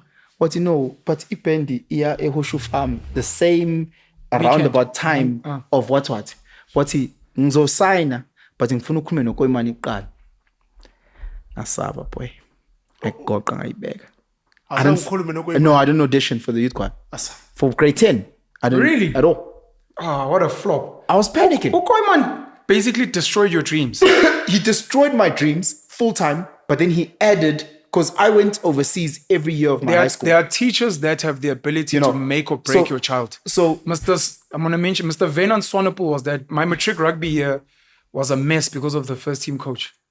Versus Mr. Harold Gous, who Yeah. pumped the most belief in me. but I'm saying Some teachers, some coaches can make or break a light. But I'm saying this guy took me and to Mr. Jan Tutoy also really almost made me hate So this guy took me to Italy, took me to France, to Germany, to Switzerland. At a young age, I'm 14 years old. And he's promising Dubai, Come on. Abu That's a- Dhabi. Bob Lighty from Newcastle. So now every year I'm going to the UAE for 7 weeks. 7 fucking weeks. And then lo ngitshela ngoJesu. Mangicela ikhwaya yakhe. Raw baby. Melu Jesu. ukhokhe imali engapheli. Lana bethu ngeDubai mahala. Come on. Mahala. 7 weeks mahala. Flights, accommodation, hala. No, bro. So we did that, and in grade 10, I And look, he remember was giving a good offer. Yeah, outside what? of being intimidating. outside of the truth of being scared and intimidated. Sure. Good offer. It's a great And offer. then from there it was yes. Hey, and then I sang Youth Choir in grade 11. Yes, that was tough. Eh? Yo, it was so tough. But youth choir was lekker. That was heaven. It was Spiritual, it was, mental, It was youth hit choir. Dubai. Youth choir was malva pudding, bro. Some of the It was- best it was- years of it was- anyone's life. It was malva pudding. The choir we were in, I don't know how the leadership did it. I'll give it to the leaders at the time, Sonia van Amstel, Anthea Hibbert. Sure. Even silk. It was Later malva on, pudding. there's a way Malva. that so Afrikaans people love culture. Okay. The English guys, Culture. choir for them is weird. Yeah, But for culture. Afrikaners, choir is. But the way they set it up, it was like a club of the coolest, most successful kids in the area. So if you are looking for something that exposes you to the leadership of kids from other schools in Northern KZN, the kids that are going to be head prefects, first team captains of sports, No, I was head boy that of are youth choir, bro. going to be that's where you want it to be, bro. I was But head- the way I it was- felt being there, I was head boy of youth choir. What's up, boy? Yeah. the way it felt being there, to this day, there's de la few creme. experiences I can tell you. And I've always wished we could create spaces like that where when kids speak, they're like, I was once part of this thing. And when you Yeah. meet other people, it's like we were part of an elite group because it made you feel Because elite. there's a friend of ours, Ukarabo. Ukarabo was very much in his shell until he was in the youth choir. And then all of a sudden, being in that space allows you to, the confidence comes out, bro. The same thing with Ulet. Ulet was very introverted, very Yes, smart, Umakan. very, but the moment he was in the band, the senior choir, all of a sudden that confidence came out. Like, oh, snap. It goes back to exposure, the spaces that you find yourself in. Sure. Because those spaces can bring out certain aspects of who you are. And I see the guys that got stuck in Ukasela, you start realizing Muti, they weren't exposed to as those much. platforms, yeah. And the exposure that they might have gotten was very toxic. Sure. Because again, some of the sporting platforms were toxic. Some of the band, because I was lucky because I was in an ensemble. And the way that Anti-Hibbit ran an ensemble, first Koyman running the brass band, chalk and cheese. Yeah, bon. So again, those things brought out different elements of who I am and how I express myself. Guys, schooling is so important. Yo! No. Having good platforms that can develop you and add value. Where are you going to find them at age Passionate, 16? le. Hey, le, I'm gonna. Where are you going to find them at age 16? Snai Violet Tips, You can. please you can. close off, sir. We've been talking for long. No, I'm not convinced about the schools. Yeah, there's so many variables, and I think I'm realizing the mistake I made. My mind went, and I'm repeating what I said. My mind went to you're paying $500,000 over 5 years. What must come out of there must be an anomaly because the amount is way too much, and I think that's the mistake I made. What would be a fair amount that you think you'd pay just for an average child for high school? If you think 500 is too much. Sibale, between 3,000 and 5,000 a month, in fact. That's 30 to 50,000 a year. Yeah, that's. You think that's fair? I think that's fair. For an average child to just have an average matric 60%. Yeah, I think that's a nice amount. I have to meet a buyer of it. Can I tell you how you sound? Yeah. When you're asking Mulungela around the podcast and you're saying, Muti, if this podcast costs 20,000 Rand to record versus a 2,000 Rand podcast, Sure. and he's looking at it from a point of the message that he's delivering. Yeah. And you're looking at it from the whole production. Yes, sir. And I think it's the same thing with the schooling. Okay. So someone can see it from Ulungelo's lens of the delivery of the individual. Yeah. Being whether I put him up, sell iPhone, 2,000 Rand podcast. Podcast. These days. You Use other examples, Baba. You are looking at it from a holistic, and you're saying, I wish we could have IMAX type cameras. Yes. Just to record a podcast. 100%. Yeah, you understand? So I think a lot of people also who have This guy won't resource- stop selling private schools. No, I'm not selling private school. I'm selling best school. I again, if my child was good at rugby, I'm not sending my child to St. Stadions. I'm not sending my child to Nyakuthola. St. Dunstan's. I'm sending my child to, in Joburg, I'll send him to Nuris. I'm sending them The to Afrikaans, Chepi. JP. I'm sending him Kes. to Kes. If that's where their talent lies. Okay. You understand what I'm trying to say? Hey, don't forget Monas. If you're Monas. mentioning Joburg schools, Yeah, I'm sending him to Monas. If that's where their talent and me as a parent is driving. hey, Naupis. Yeah, one. Nyawpis. Helpies. Help Help my my God. God. Help my God. Sorry, help. You understand? So there's no in Parktown my, has fallen off a in bit. my top 3. There's no IEP school if that's where my child's talent lies. Cool. You understand? So I'm just saying, put your child in the best environment that you can afford for your child. Each seed is different. Please keep 100%. talking, Dwana. We spoke for long. No.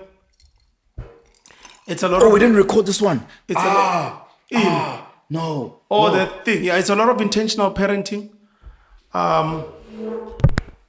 I agree with both of you, but I will always go back to where was this kid manufactured? I think for me that's so important, man.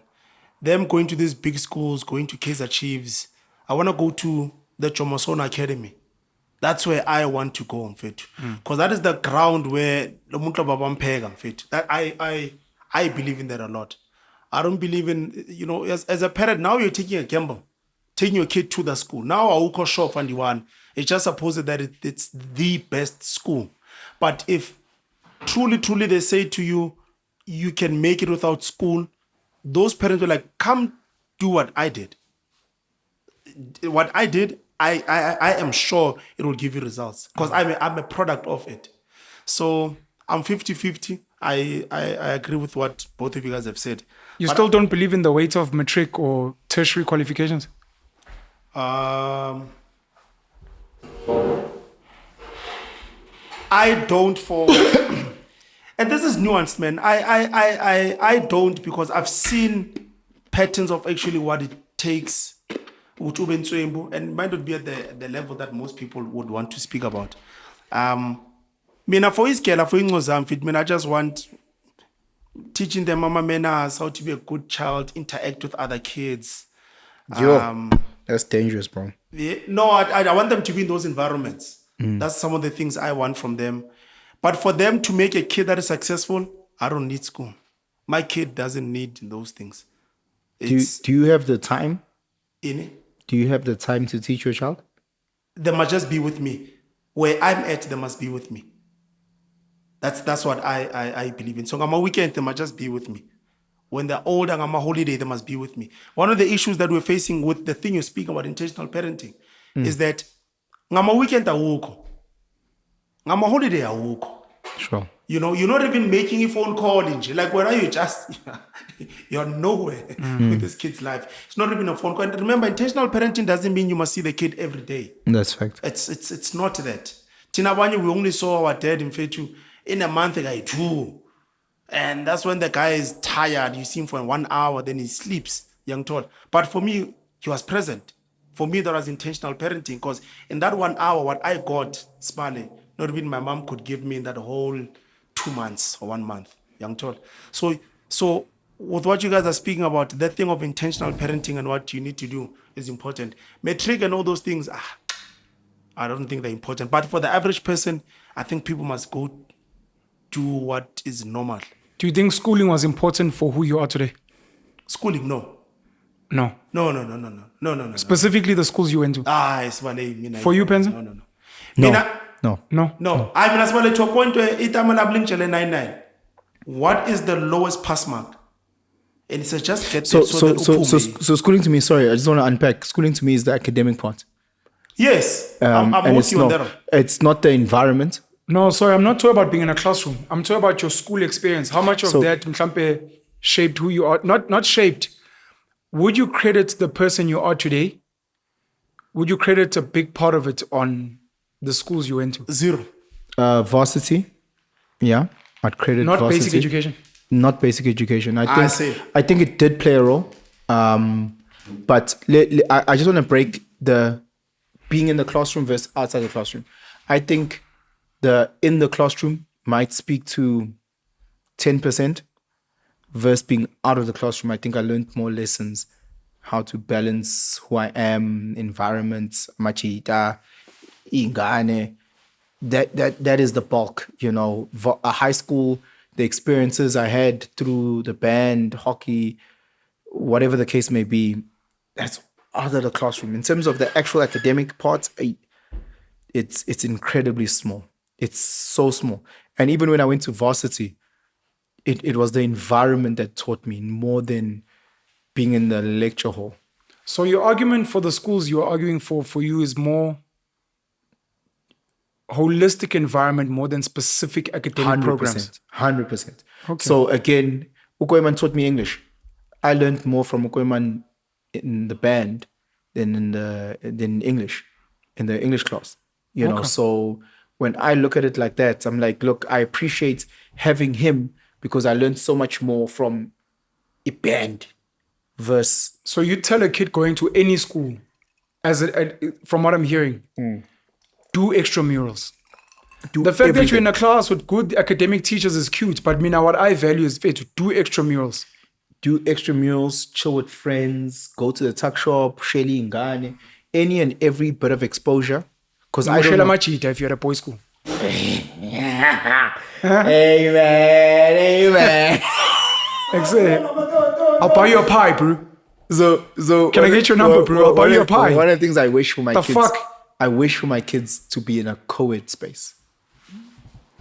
That's a real wish. Yeah, 100%. It's a conversation you've had with mom. Yeah, What's mom said? bet. She said, nah.